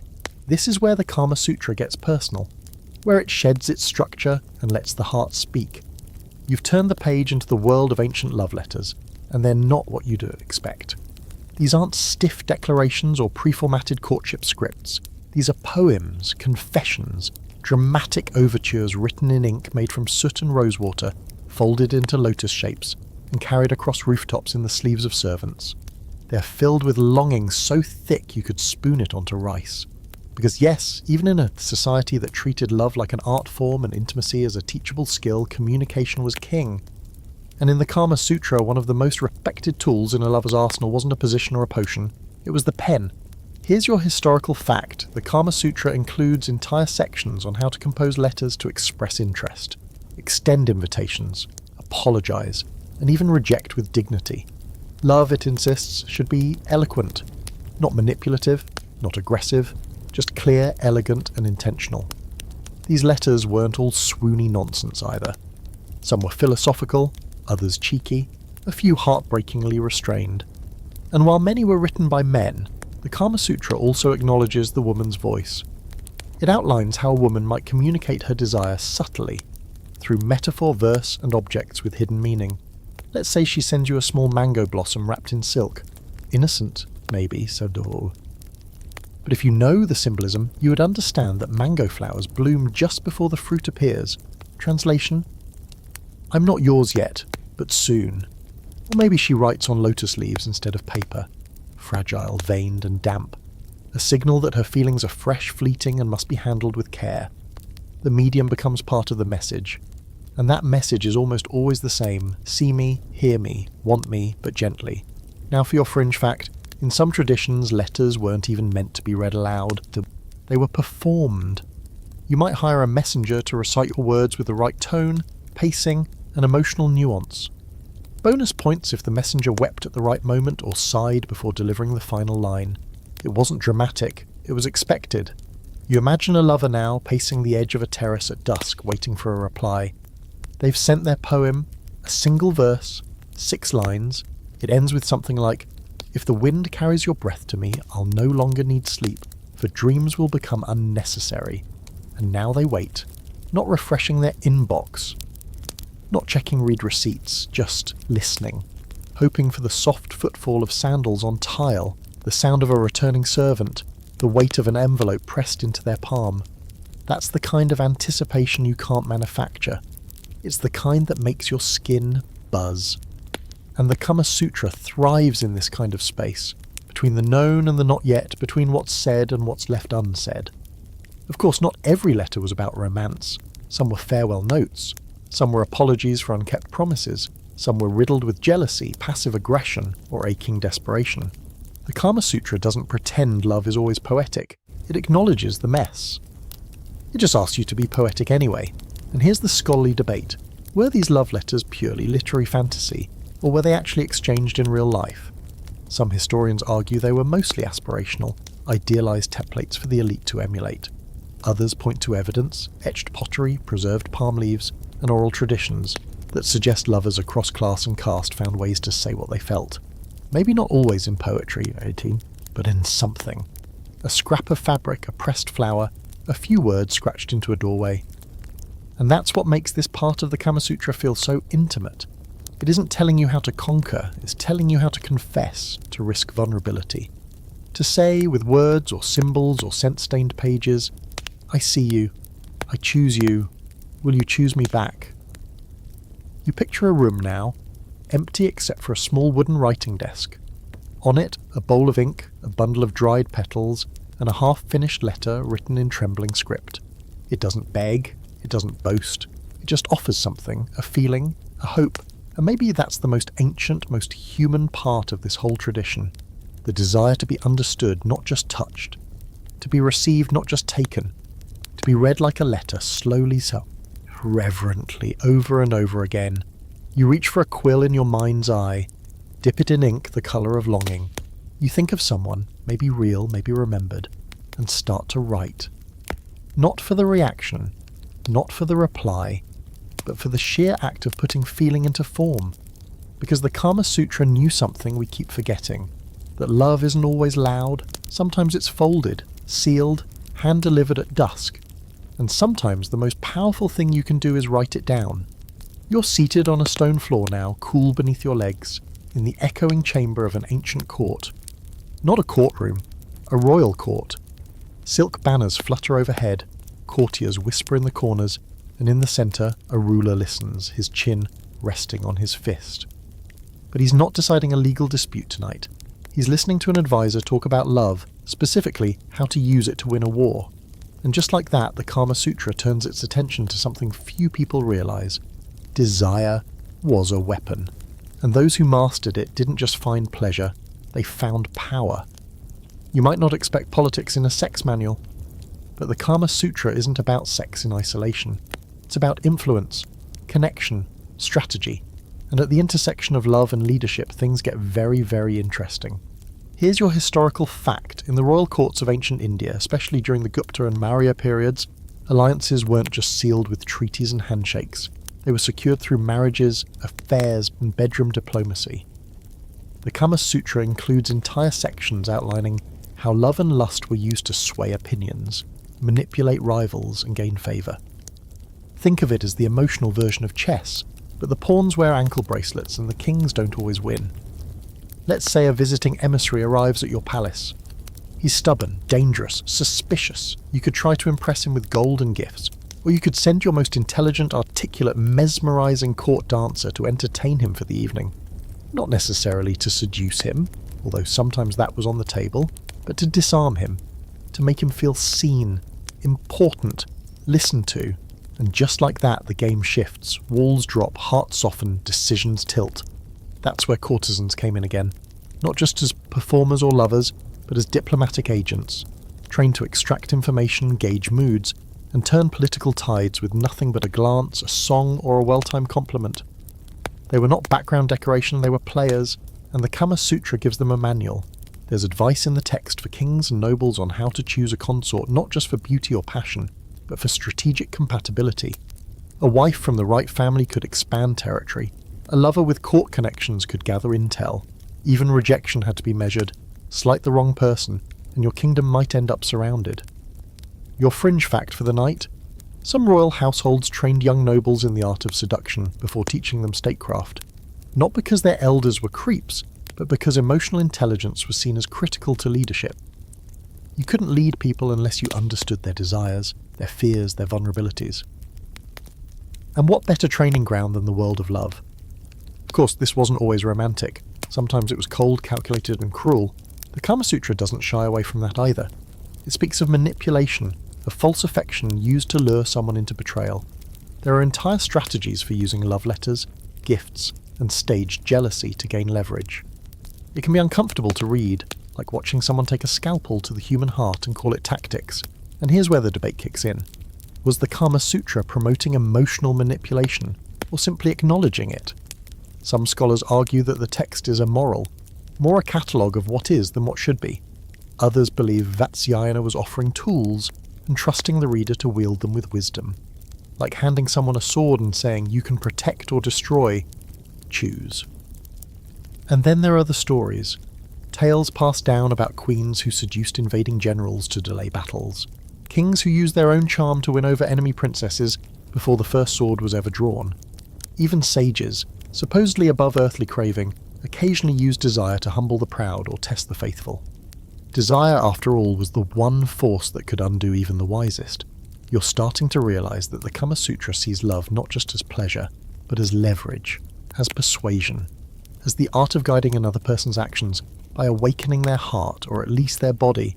And isn't that what politics has always been, in its own slippery way? You picture two rulers now, seated on opposite sides of a long, low table. Words have failed, troops are waiting. Then a third figure enters, draped in silk, voice like honey, a scroll in hand. She leans down to whisper something to one of the kings, not loud enough for anyone else to hear. A smile, a nod, a concession. The war never happens. That's power. But the Kama Sutra also reminds us of the dangers. It warns of entanglements, of lovers who become liabilities, of political alliances that start in passion and end in poison. There are verses about being careful not to fall in love with someone whose affection can be bought, or worse, someone who loves you more than you love them. Imbalance leads to collapse, whether in bed or on the battlefield. And yet, despite all the warnings, the text never dismisses the potential of love. In fact, it seems to marvel at it. The way it softens the proud, the way it opens minds, the way it changes the course of events without ever drawing blood. You sit back now, listening to the imagined sound of Venas in the distance, court music drifting through marble halls.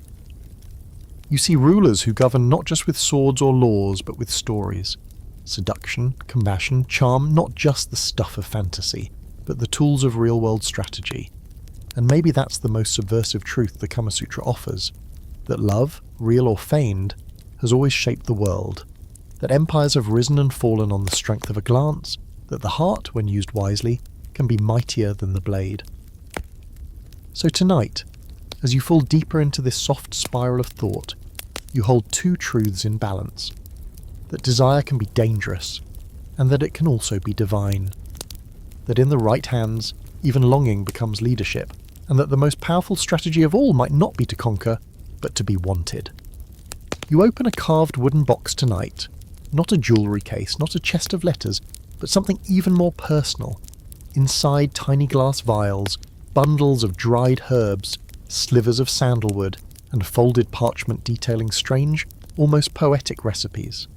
This is the Kama Sutra's pharmacy of desire, and its shelves are lined not with pills, but with perfumes, potions, and powders designed to do one thing: awaken the senses and tilt the body toward longing. You might think of aphrodisiacs as something modern, rows of brightly labelled bottles in health food stores, advertised with awkward euphemisms. But the Kama Sutra world was subtler, and in many ways, far more sophisticated. It didn't isolate scent or taste, it layered them. It believed that arousal didn't begin in the groin, it began in the air. Here's your historical fact. In ancient India, perfumery wasn't cosmetic, it was spiritual and medicinal.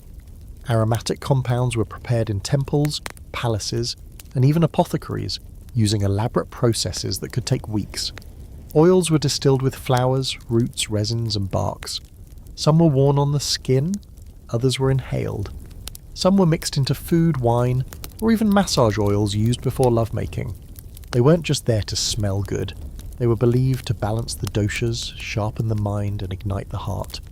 And one of the most prized ingredients? Musk. Not synthetic, not a knockoff, real musk, extracted from the gland of the musk deer. And yes, this is where things get a little morally fuzzy.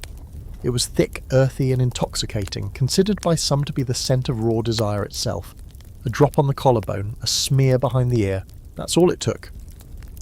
Right next to musk came sandalwood, used not just for scent but for cooling the skin, calming nerves, and providing a spiritual anchor in the midst of passion. Then there was attar of rose, made by distilling thousands of petals into a single fluid ounce.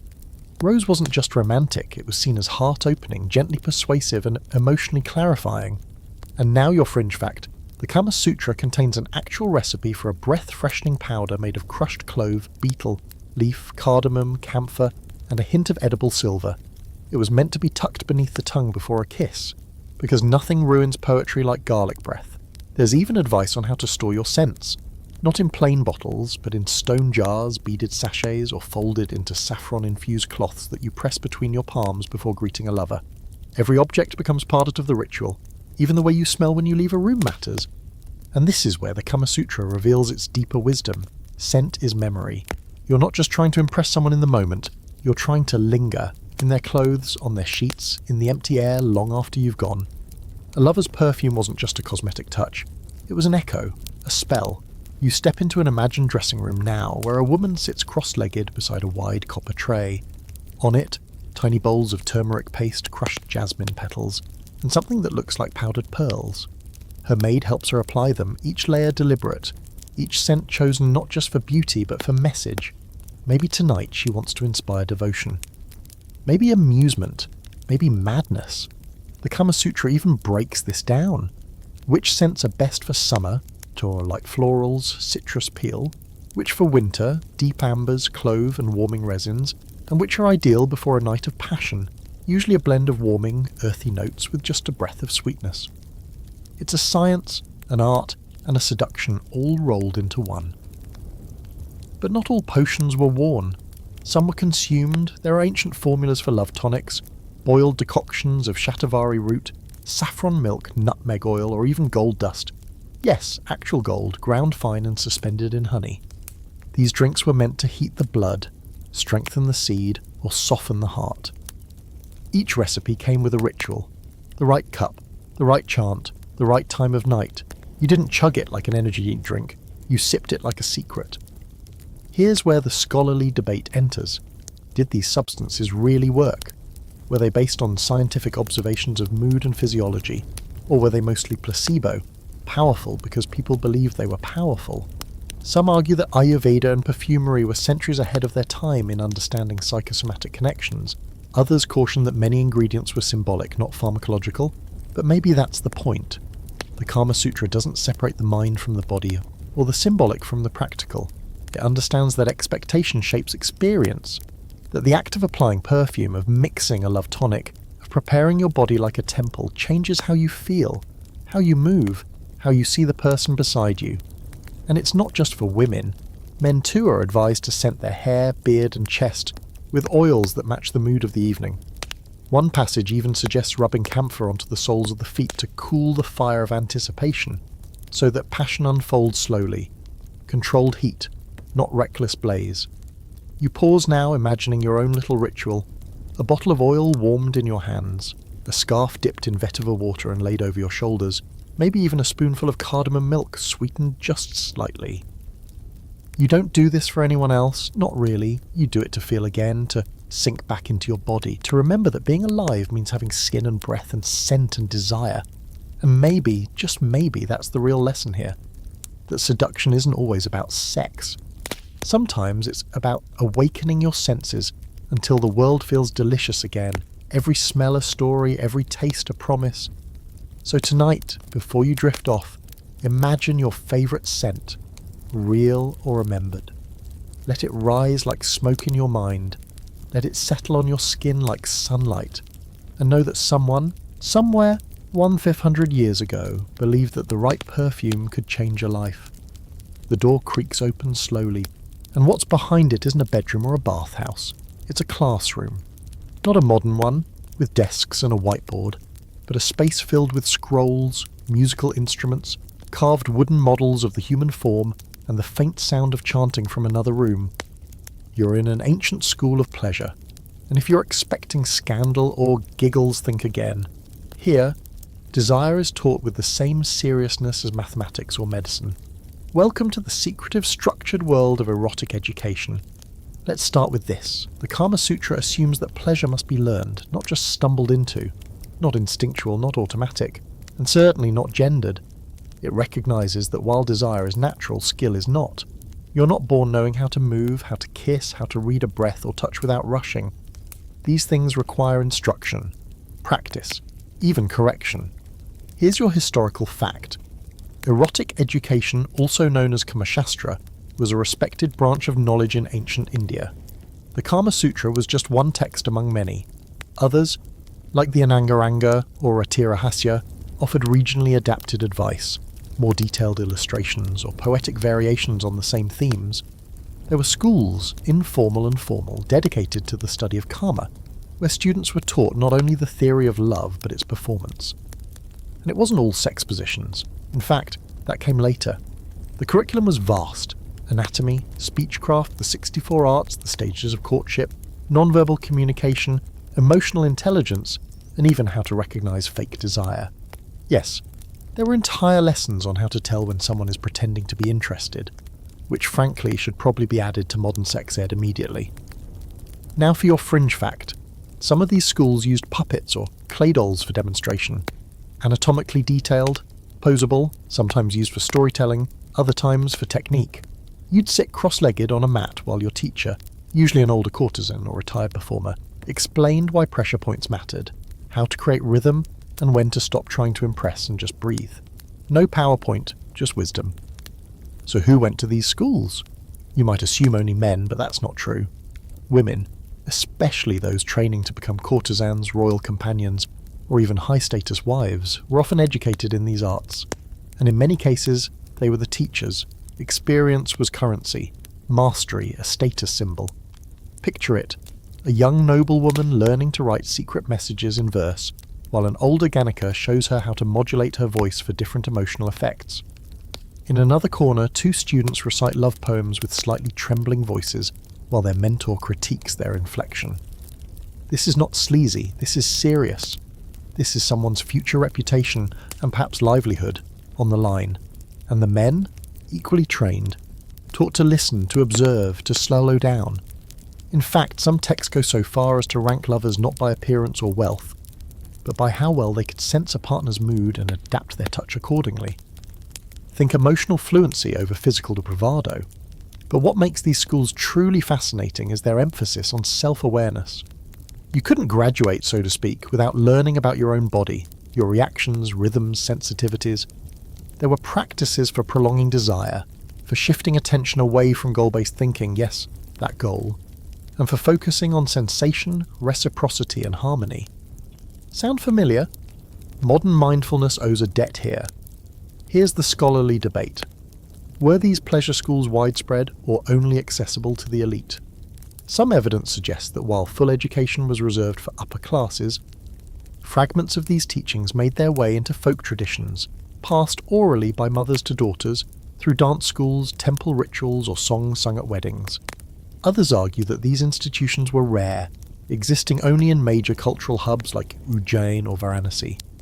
Either way, the concept of training actual instruction in the art of pleasure was clearly real and clearly respected. And perhaps more surprising, these teachings weren't centered around performance. They weren't about impressing someone with tricks or stamina, they were about connection. The Kama Sutra and its sister texts return again and again to one core idea. Good lovers are those who listen, to the body, to the breath, to the silence. They are attuned, not just aroused. They respond rather than react. So you're sitting on the floor now, beside a low writing table. A scroll unrolls in front of you with inked diagrams, not just of poses, but of emotional states. A circle for longing, a wavy line for hesitation, an X for misalignment.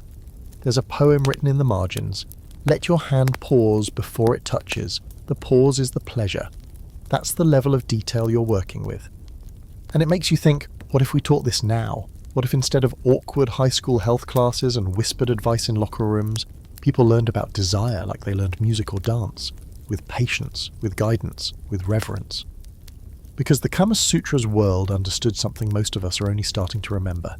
That skillful love isn't instinctive, it's cultivated. Not performative, but intentional. Not perfect, but present.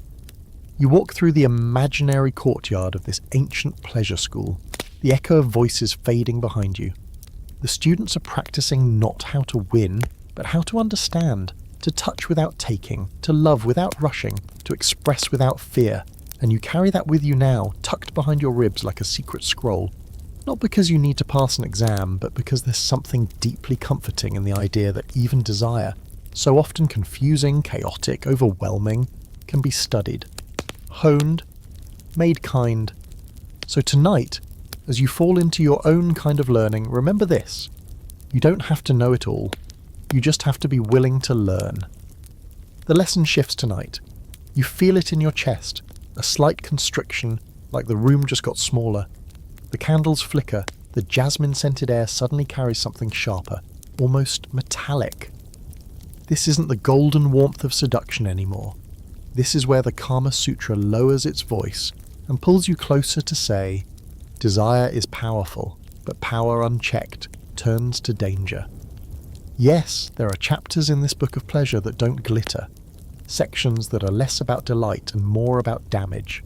The Kama Sutra, for all its celebration of beauty, charm, and artful intimacy, also holds space for the other side of love, the part where infatuation becomes obsession, where lust corrodes into control, where longing, unreturned, curdles into something darker. Tonight you walk through that shadowed corridor. You see, the Kama Sutra doesn't pretend that desire is always noble. It knows better. It warns, gently but clearly, that pleasure has limits. That obsession distorts perception, that not every heart should be pursued, and not every fantasy should be fed. Here's your historical fact. Many ancient Indian texts, including the Artha Shastra, and later commentaries on the Kama Sutra itself, treat unrestrained passion as a danger to kingship. A ruler too in love, or worse, too lustful, was seen as vulnerable to manipulation, distraction, even ruin. Entire dynasties were said to fall because a king could not separate karma from dharma, desire from duty. So Vatsyayana, ever the careful scholar, lays out the risks. There are entire verses advising the reader on how to recognize unhealthy infatuation, sudden jealousy, sleeplessness, obsession with the lover's whereabouts, irrational generosity, neglect of responsibilities. Sound familiar? Some of the signs haven't changed in 1/500 years, but this isn't judgment, it's guidance. He doesn't say desire is dangerous. He says desire without awareness is, and the worst kind? The kind that's one-sided. Now for your fringe fact, in one little known section, the Kama Sutra describes a ritual for letting go of a lover. It involves bathing, burning a token, usually a cloth or small piece of jewellery, and reciting a farewell verse aloud to the four directions, not to curse them, not to beg them back, but to release them. Because even then, people understood that unreciprocated love could trap a person in their own longing. And here's where the scholarly debate ignites. Some argue the Kama Sutra, despite its progressive moments, is still steeped in hierarchy, men wielding power, women expected to accept abandonment with grace. Others push back, pointing to the multiple verses that acknowledge women's grief, heartbreak, and even rage. There are lines where a woman is advised to leave a man who grows cold, to refuse false affection, to seek out someone worthy. These weren't passive figures. They had choice pain and the right to move on, but pain is still pain. You walk into the next scene. A woman sits by her window at dawn, staring into a half-empty cup of spiced wine. Her lover promised he'd return before moonrise. He didn't. She hasn't cried yet. But the scroll she wrote him lies unopened on the floor. The ink is smudged. Not from tears, yet, but from the way she keeps reading the same line with her thumb, the way people try to rub away the truth. This is the space the Kama Sutra doesn't decorate. It doesn't try to fit it just describes it. With care, with honesty, it says, yes, this happens. Yes, even the most skilled, most beautiful, most educated lovers get rejected, get hurt, get used. There's no art form for that, only endurance. You can almost hear Vatsyayana's voice again, not from a throne of mastery, but from the quiet corner of someone who's watched too many people destroy themselves chasing something that was never theirs. He's not angry, just tired. Compassionate but firm, he writes, "Do not mistake longing for love, nor persistence for wisdom." That line sits heavy in your chest. You think about modern equivalents, late-night texts sent to the wrong person, social media profiles checked too often, messages reread in search of hidden meaning, the ache of waiting for something that's already ended. And suddenly, the Kama Sutra feels less ancient, less exotic. It feels familiar, not in the erotic sense, but in the emotional one. It knows what happens when you fall too hard, when you idolize, when you confuse chemistry for compatibility, or fantasy for future. It knows the price of staying too long in someone else's dream, but because this is still the Kama Sutra, it doesn't leave you in that dark place. It always offers a way out, a shift, a ritual, a verse. It suggests that when love turns to pain, the first step is not revenge or retreat, it's redirection. Back to yourself, to your own arts, your own pleasure, your own clarity. Because here's the secret. The Kama Sutra isn't about getting the other person. It's about becoming someone worth loving, even if that love has to come from within. You return now to that quiet room where the woman sits. The sun has risen. She stands. She opens the window wider. She picks up the scroll from the floor, smooths it out, and adds one last line. Not for him, but for herself. "I gave you my fire, you gave me your smoke, I'll breathe again." And with that the lesson ends. Desire is divine, but so is knowing when to let go. You step into a hallway that doesn't appear on the map. The candles here burn a little lower, their flames flickering like they're afraid of what's written ahead. The air smells faintly of camphor and old secrets. This is the chapter of the Kama Sutra that even the Kama Sutra seems unsure about. Not because it doesn't belong, but because it flirts with the edge of what society, ancient or modern, is willing to accept. Tonight, we enter the world of forbidden fantasies. The page is too strange, too raw, or too dangerous to make the mainstream scroll. The Kama Sutra is not, by any stretch, a prudish book. It celebrates love and sensuality with all the flourish of a poet and the detail of a surgeon. But in its quieter corners, there are passages where even Vatsyayana seems to hesitate. Desires not meant for every reader. Fantasies that were acknowledged but not always endorsed. This is where pleasure meets taboo, and where the lines between play, power and peril start to blur. Let's start with the unconventional roles. The Kama Sutra includes examples of lovers who take on personas far outside the norm. The aggressive woman who initiates and dominates, the submissive man who offers himself as an object of service or devotion, and scenes where lovers stage conflict, feigned resistance, dramatic capture, or intense emotional manipulation, not for cruelty, but for heightened intensity. Here's your historical fact. Ancient Indian erotica wasn't limited to the Kama Sutra. Regional texts, temple carvings, and folk tales depicted a vast range of sexual expressions, some of which would surprise even the most open-minded modern reader. While the Kama Sutra stayed mostly within the realm of structured, socially digestible pleasure, it was clearly aware of the darker, deeper waters just beneath the surface. There are hints, small, some sharp ones, of behaviours that today would raise serious questions. Practices involving coercion disguised as play. Age differences that blur consent. Even moments of cruelty eroticized under the language of passion. These fragments are rare, couched in language that's cautious, indirect, or metaphorical, but they're there, and the Kama Sutra does not pretend otherwise. Now, your fringe fact. One now-lost Kama Shastra text allegedly included a chapter titled On the Pleasures of Pain, describing techniques involving biting, scratching, binding, and psychological games.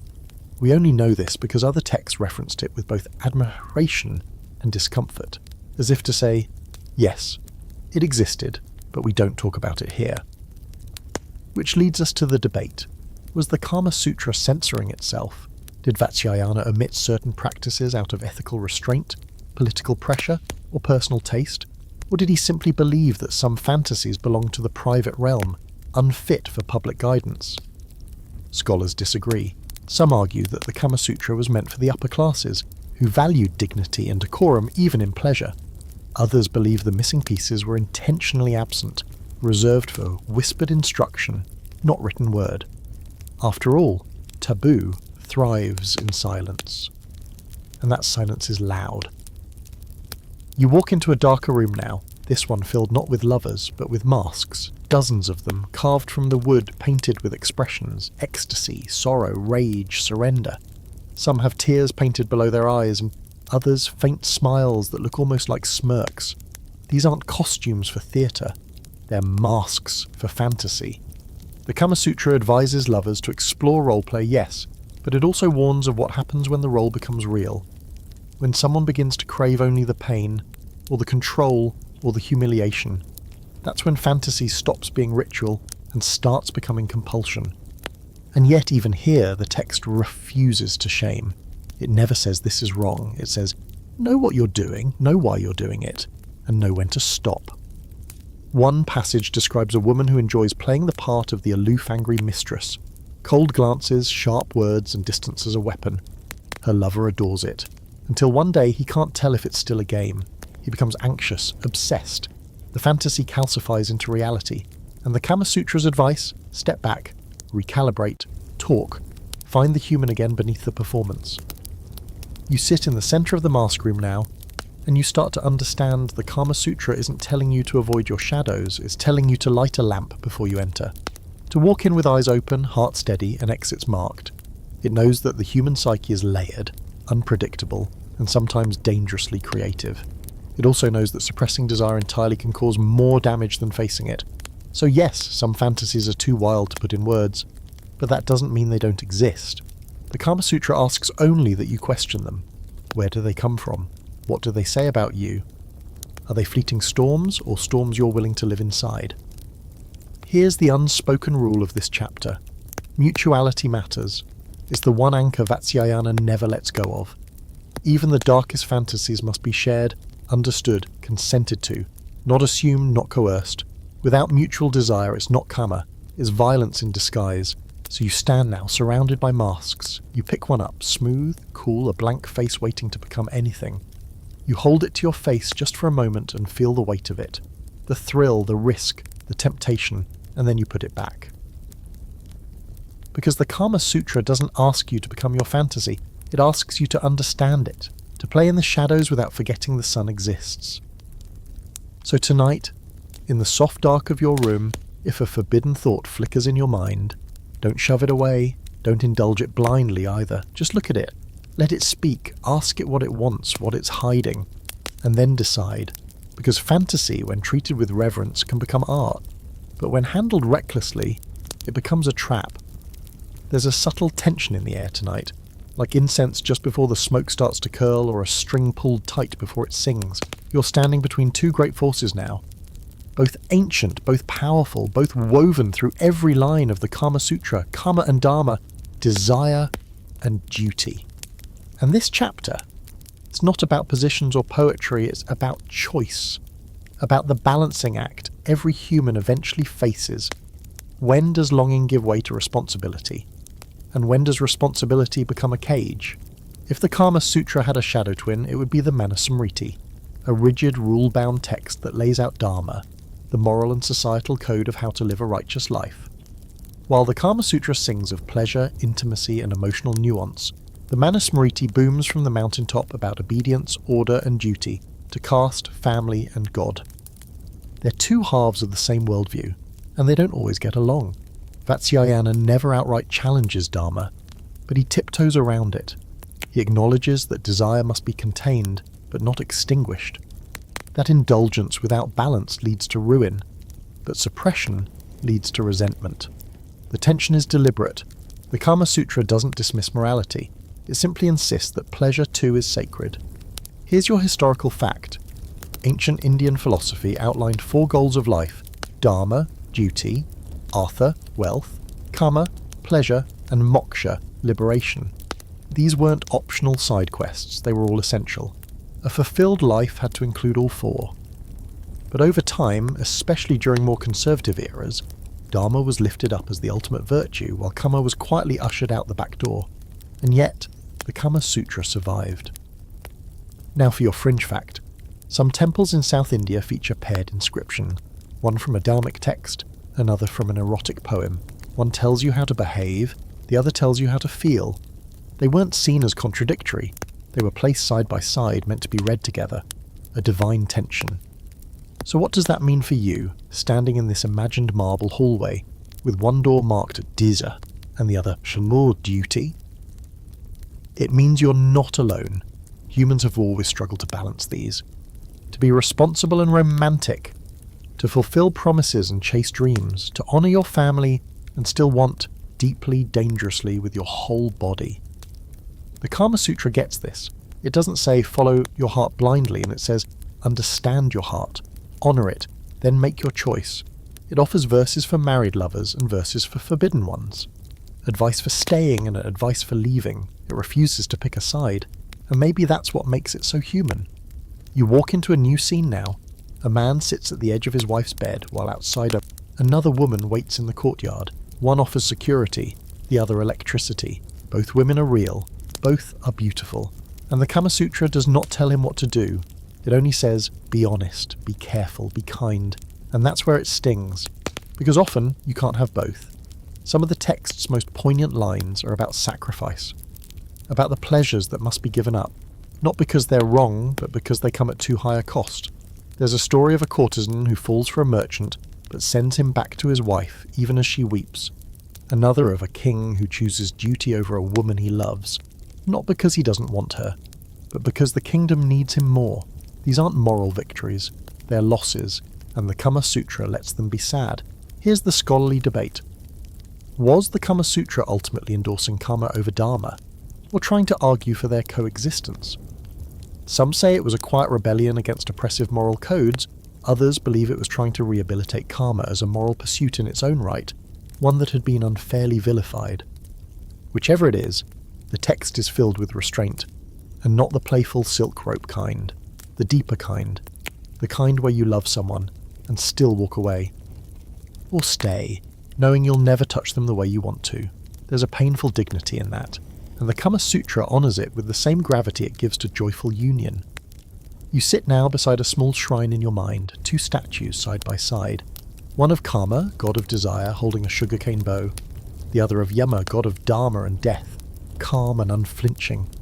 They're not fighting, they're balancing, they live together in your chest, one pulling, one anchoring, and you realise something. The Kama Sutra was never meant to tell you what's right. It was meant to show you what's possible, what's beautiful, what's dangerous, and then let you decide how much of yourself you're willing to give to love and how much you'll reserve for the life you've built. Because desire can lift you, but it can also undo everything you've worked for. And dharma, it can protect you, but it can also bury your joy. So tonight, you lie in bed with both. One whispering sweet nothings in your ear, the other reminding you of your vows. You don't banish either. You let them sit with you. You breathe. You listen. And somewhere in the silence between the two, a third voice rises. Your own. You're aboard a ship now, but not one made of wood or sail. This vessel is built from whispers and scandal, letters sealed in red wax, and the occasional gasp echoing through a drawing room in Victorian England. The Kama Sutra has crossed the ocean, and what it finds on the other side is a society so tightly laced, so prim and perfumed, it practically faints at the sight of an exposed ankle. Tonight, we drift into the strange and uncomfortable chapter of colonial history, where East meets West, and the West completely loses its mind. Let's begin with your historical fact. The Kama Sutra first appeared in English in 1883, thanks to one Sir Richard Francis Burton, a British explorer, soldier, linguist, and arguably one of the weirdest, most fascinating figures in the imperial age. Burton translated the text, sort of. The original Sanskrit manuscript had been studied by Indian scholars for centuries, but Burton's version is the one that caught fire in the West. Why? Because he framed it as forbidden knowledge, something dangerous and decadent. He printed it through a private club to avoid obscenity laws. Only gentlemen were allowed to access it, which of course only made everyone want it more. Burton's Kama Sutra wasn't just a translation, it was a performance. He laced it with exoticism, mystery, and Orientalist fantasy. In his version, India wasn't a place of poetry and nuance, it was a land of sensual extremes. Never mind the philosophical framework, or the moral balancing acts, or the ethical advice. All that was edited out or buried under layers of colonial condescension. What the Victorians wanted was sin in silk, and Burton gave it to them. Now your fringe fact. Queen Victoria herself probably never read the Kama Sutra, but her sons and their aristocratic peers definitely did. Secret copies circulated among elite drawing rooms, sometimes bound in leather, sometimes hidden in hollowed-out Bibles. It became a kind of scandalous social currency. "Have you read that book?" whispered over brandy, a laugh, a blush, a door locked. But here's where the real tension begins. The British Empire was busy controlling India, through legislation, violence, moral superiority, and yet, at the same time, its upper crust was fetishizing India's sensual history. They banned temple dances, censored erotic art, and imposed prudish laws on Indian sexuality.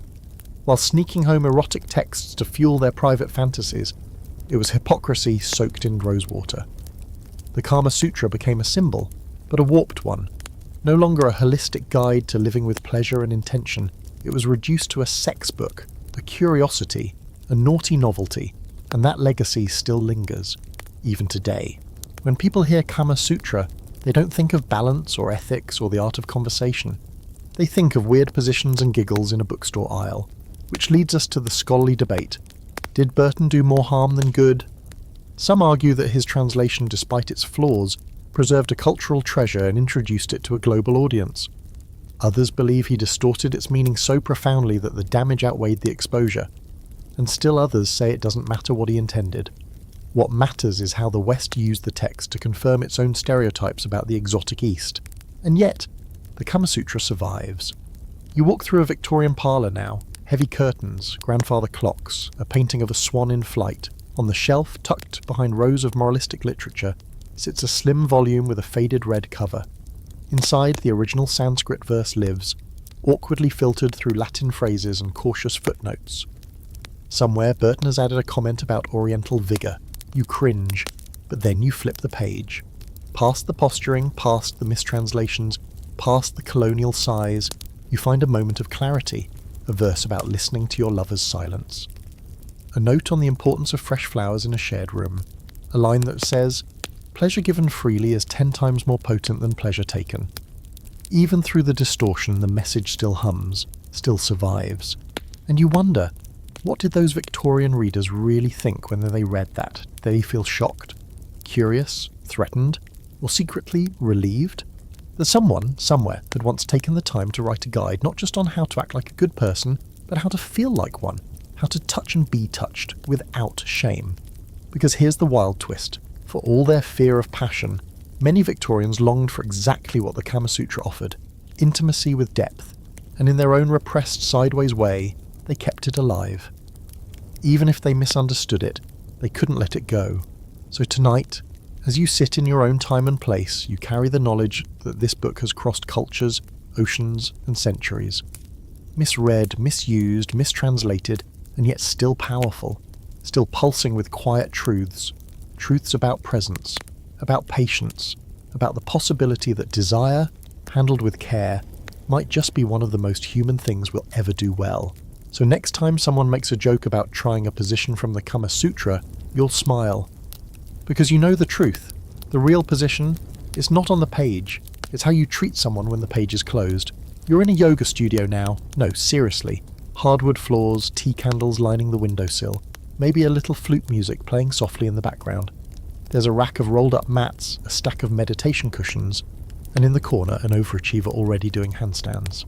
The instructor walks in, says namaste, and as you settle into the child's pose, you notice something odd on the bookshelf. A slim, glossy edition of the Kama Sutra, wedged between The Secret and a vegan cookbook. And just like that, you're face to face with one of the most mangled cultural misinterpretations of all time. Because this chapter, this is the one where we talk about how modern pop culture butchered the Kama Sutra. Let's start with the obvious. If you've seen the Kama Sutra referenced in Western media, it's almost always in one of 3 ways. 1. A punchline about weird sex positions. 2. A flirtatious suggestion involving flexibility and scented candles. Or 3. A decorative coffee table book that no one actually reads. The image is consistent, exotic, erotic, and deeply superficial. But here's your historical fact. The Kama Sutra contains only about 20% on sexual positions. The remaining 80% is devoted to subjects like emotional compatibility, communication, hygiene, music, art, perfume, gardening, etiquette, friendship, and even the psychological patterns of different personality types. It's not a sex manual. It's an aesthetic manifesto, a lifestyle guide, an ancient TED talk on how to be a better human in relation to other humans.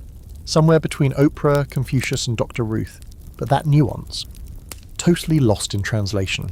Literally. Most modern Kama Sutra books you find today are heavily edited, stripped of context, and filled with diagrams that look like Cirque du Soleil meets IKEA assembly instructions. The original verses are lyrical, philosophical, and embedded in layers of spiritual and cultural meaning. But that's not what sells in the impulse buy bin at a big box bookstore. Now your fringe fact. In the 80s and 90s, several novelty publishers released Kama Sutra-themed calendars, greeting cards, and even colouring books.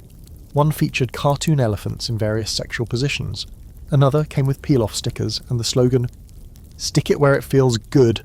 You can't make this up." The Kama Sutra had officially entered gag gift territory. And yes, it gets worse. You walk into a gift shop at an airport, there's a Kama Sutra-themed cocktail book. Next to it, a scented candle called Tantric Fig, a deck of cards, 52 Nights of Passion, inspired by ancient Indian secrets. You flip one over, try the butter churner. You laugh, maybe blush a little, but then you pause. Is this what the Kama Sutra has become? Here's the scholarly debate. Is it better for an ancient text to be misrepresented than forgotten? Some argue that even watered-down versules keep the spirit alive, that curiosity, however shallow, might lead someone deeper. Others believe these distortions flatten and disrespect the text's richness, reducing a multidimensional philosophy to a bedroom stunt guide. And here's where you realise something uncomfortable. Appropriation is often marketed as appreciation. A candle labelled Kama Sutra Essence doesn't honour the text, it commodifies it. A yoga pose called Kama Cuddle isn't empowerment, it's branding. Somewhere along the way, a complex vision of pleasure and connection got sold for $19.99 next to a lava lamp. But it's not just the packaging, it's the mindset. In our culture of performance and quick fixes, we've turned the Kama Sutra into yet another productivity hack. Better sex in 5 days, 7 Kama Sutra tricks that will blow his mind, unlock her passion with ancient secrets. All of it screams do more, impress more, perform more, which is exactly what the original Kama Sutra warned against. It says, slow down, listen, stay present. Good love is not about novelty, it's about depth. So you close the Instagram reel, the BuzzFeed listicle, the book filled with glossy illustrations of people who look like they're auditioning for a yoga-themed action movie. And you go back to the original words, quietly alone. You find verses that speak about respect, about the soft rhythm of breath, about asking before touching, about laughing together when things don't go as planned. You read the line, "He who acts only to arouse her body forgets the soul," and it hits you. The Kama Sutra isn't about technique, it's about presence. Not just sexual presence, but emotional presence, cultural presence, the ability to witness another person fully and respond with tenderness, curiosity and courage. Which, ironically, is the very thing modern culture struggles with most. You walk now into a small Indian home centuries ago. A couple sits just beside a lamp. The air smells of ghee and sandalwood. They're not flipping through position diagrams, they're speaking softly, sharing food, laughing. One reads a line aloud. When she smiles in the middle of a kiss, know that you are doing well. No charts, no lists, just intimacy, unfolding gently. So what does this mean for you? It means you can light the candles, buy the book, try the pose, but only if it comes with intention, with reverence, with the understanding that this isn't a collection of tricks, it's a conversation, a dance, a mirror. And maybe, just maybe, it's not about how impressive you are in bed, it's about how kind you are, how present, how willing to pause, breathe, and say, is this what you want too? Because if the Kama Sutra teaches anything, it's that pleasure without connection is just noise. But when it's rooted in care, it becomes music. Now the lights grow dimmer and the air shifts again. Less scented oil and velvet cushions, more dust and parchment. You've entered the forgotten wing of the Kama Sutra. The doors here are sealed, the scrolls half cracked, and the ink faded with time. What's inside? All the parts that didn't make it. The verses lost, the commentaries buried, the pages that were censored, stolen, or simply left to decay while empires rose and fell. Tonight, we trace the shadows of what got left out. Start with pear. The Kama Sutra you know, the text wrapped in sandalwood-scented packaging or hidden in your uncle's closet next to a dog-eared National Geographic, is only a fragment of what once was. The original Kama Shastra tradition included multiple texts, oral traditions, regional variations, and commentaries passed down through generations. Vatsyayana wasn't writing in a vacuum, he was compiling a body of knowledge that had already existed for centuries. Here's your historical fact. Vatsyayana's Kama Sutra was based in part on the teachings of earlier authors like Nandikeshvara and Bapravya, writers whose work is now lost or only survives through cryptic references in later texts. Their names appear briefly in the introduction, like ghosts. We don't know exactly what they said. We just know Vatsyayana thought their ideas were important enough to preserve, if only in echoes.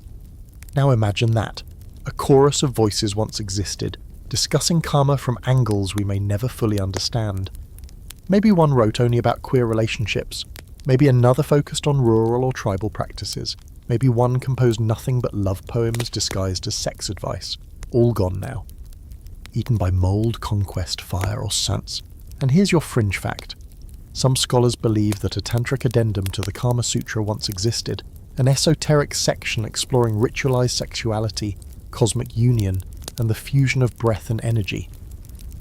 There are tantalizing clues, strange metaphors, diagrams with no explanation, chants transcribed phonetically but never translated. It's like stumbling onto a jigsaw puzzle where someone's hidden the corner pieces. Why were these parts lost? Some of it was time, yes.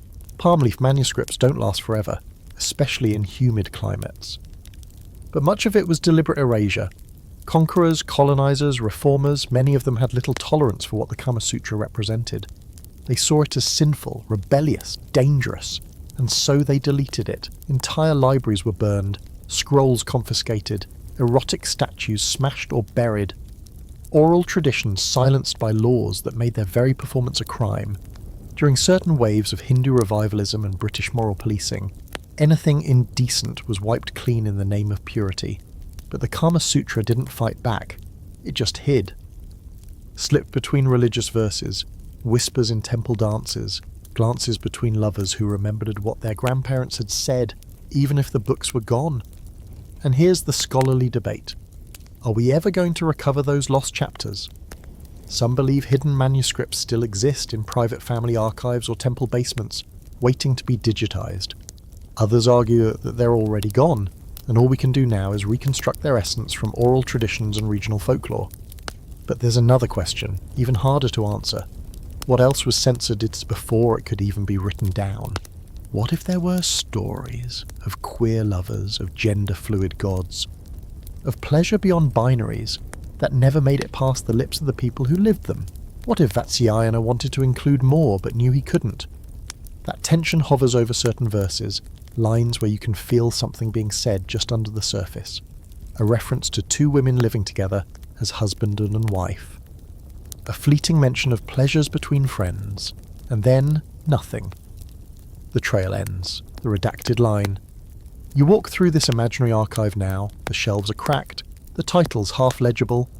You brush your fingers across a scroll labelled, "On the Joys of Touch Without Desire." Another reads, "When she leads, he must follow." One is just titled, "Breath." You open them, but the pages are blank. You blink. No, not blank. Just worn down by forgetting. And yet not all is lost. The spirit of those missing texts lives on in folk songs sung at weddings, in temple sculptures too detailed to be accidental, in proverbs passed down by grandmothers who smile before they say them. The Kama Sutra, even in fragments, has a way of surviving. It just changes shape. Maybe that's the most subversive thing about it. The Kama Sutra refuses to be erased. Even when burned, it reappears. Even when censored, it adapts. It slips into the folds of new stories, new languages, new hands. It teaches through implication, through poetry, through what it lets you imagine beyond what it says, because desire can't be locked in a single book. It lives in the margins. So tonight, as you sit with this half-open manuscript in your mind, know that the Kama Sutra you've been exploring is only one thread in a much larger, tangled, shimmering web. You've read what was allowed, but you've also brushed against what was not. And in that space, the gap between what's written and what's been lost, you begin to feel it. The parts of love we don't know how to say, the ones we've never had permission to speak, the ones that still wait to be written, maybe by you. You return now to the beginning, but everything feels different. You've walked through silk-draped chambers, sat in ancient classrooms, wandered dusty archives and perfumed pleasure gardens.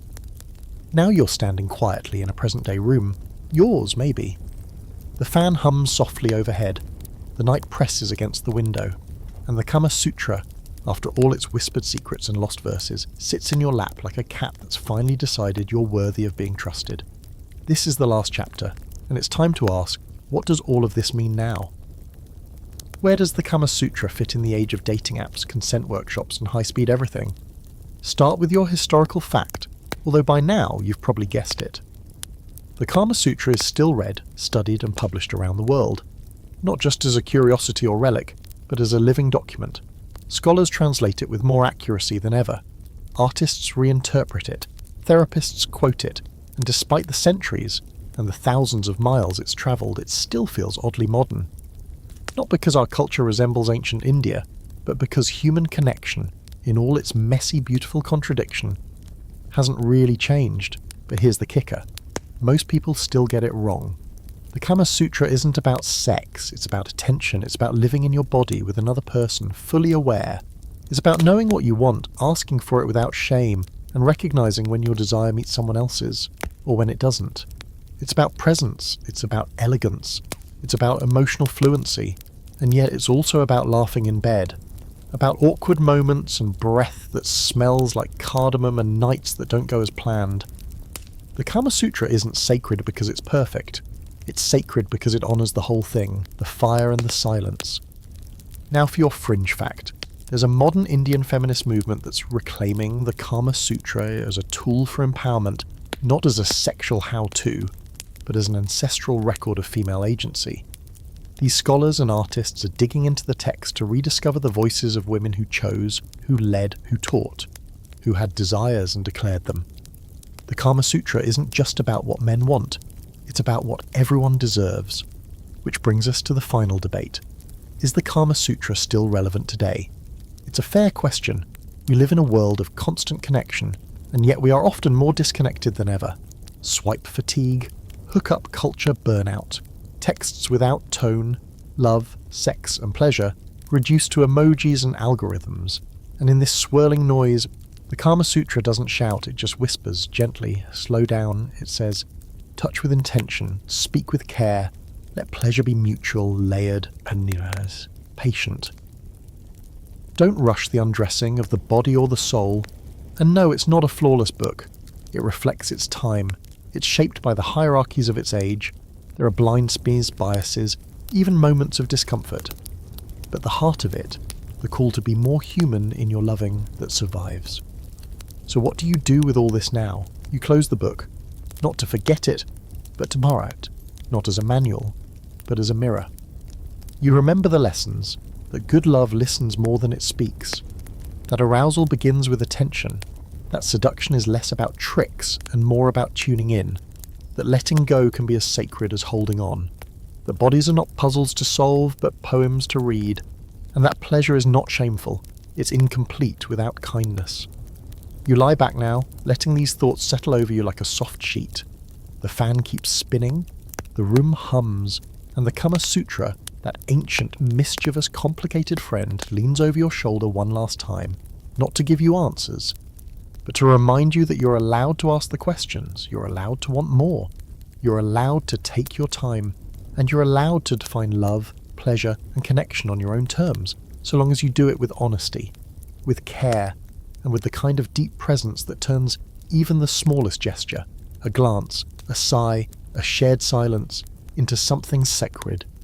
So maybe tonight, as you close your eyes, you're not just falling asleep, you're waking up, to yourself, to others, to the wild, intricate, sacred art of being with another human being. And that's what the Kama Sutra was always trying to teach.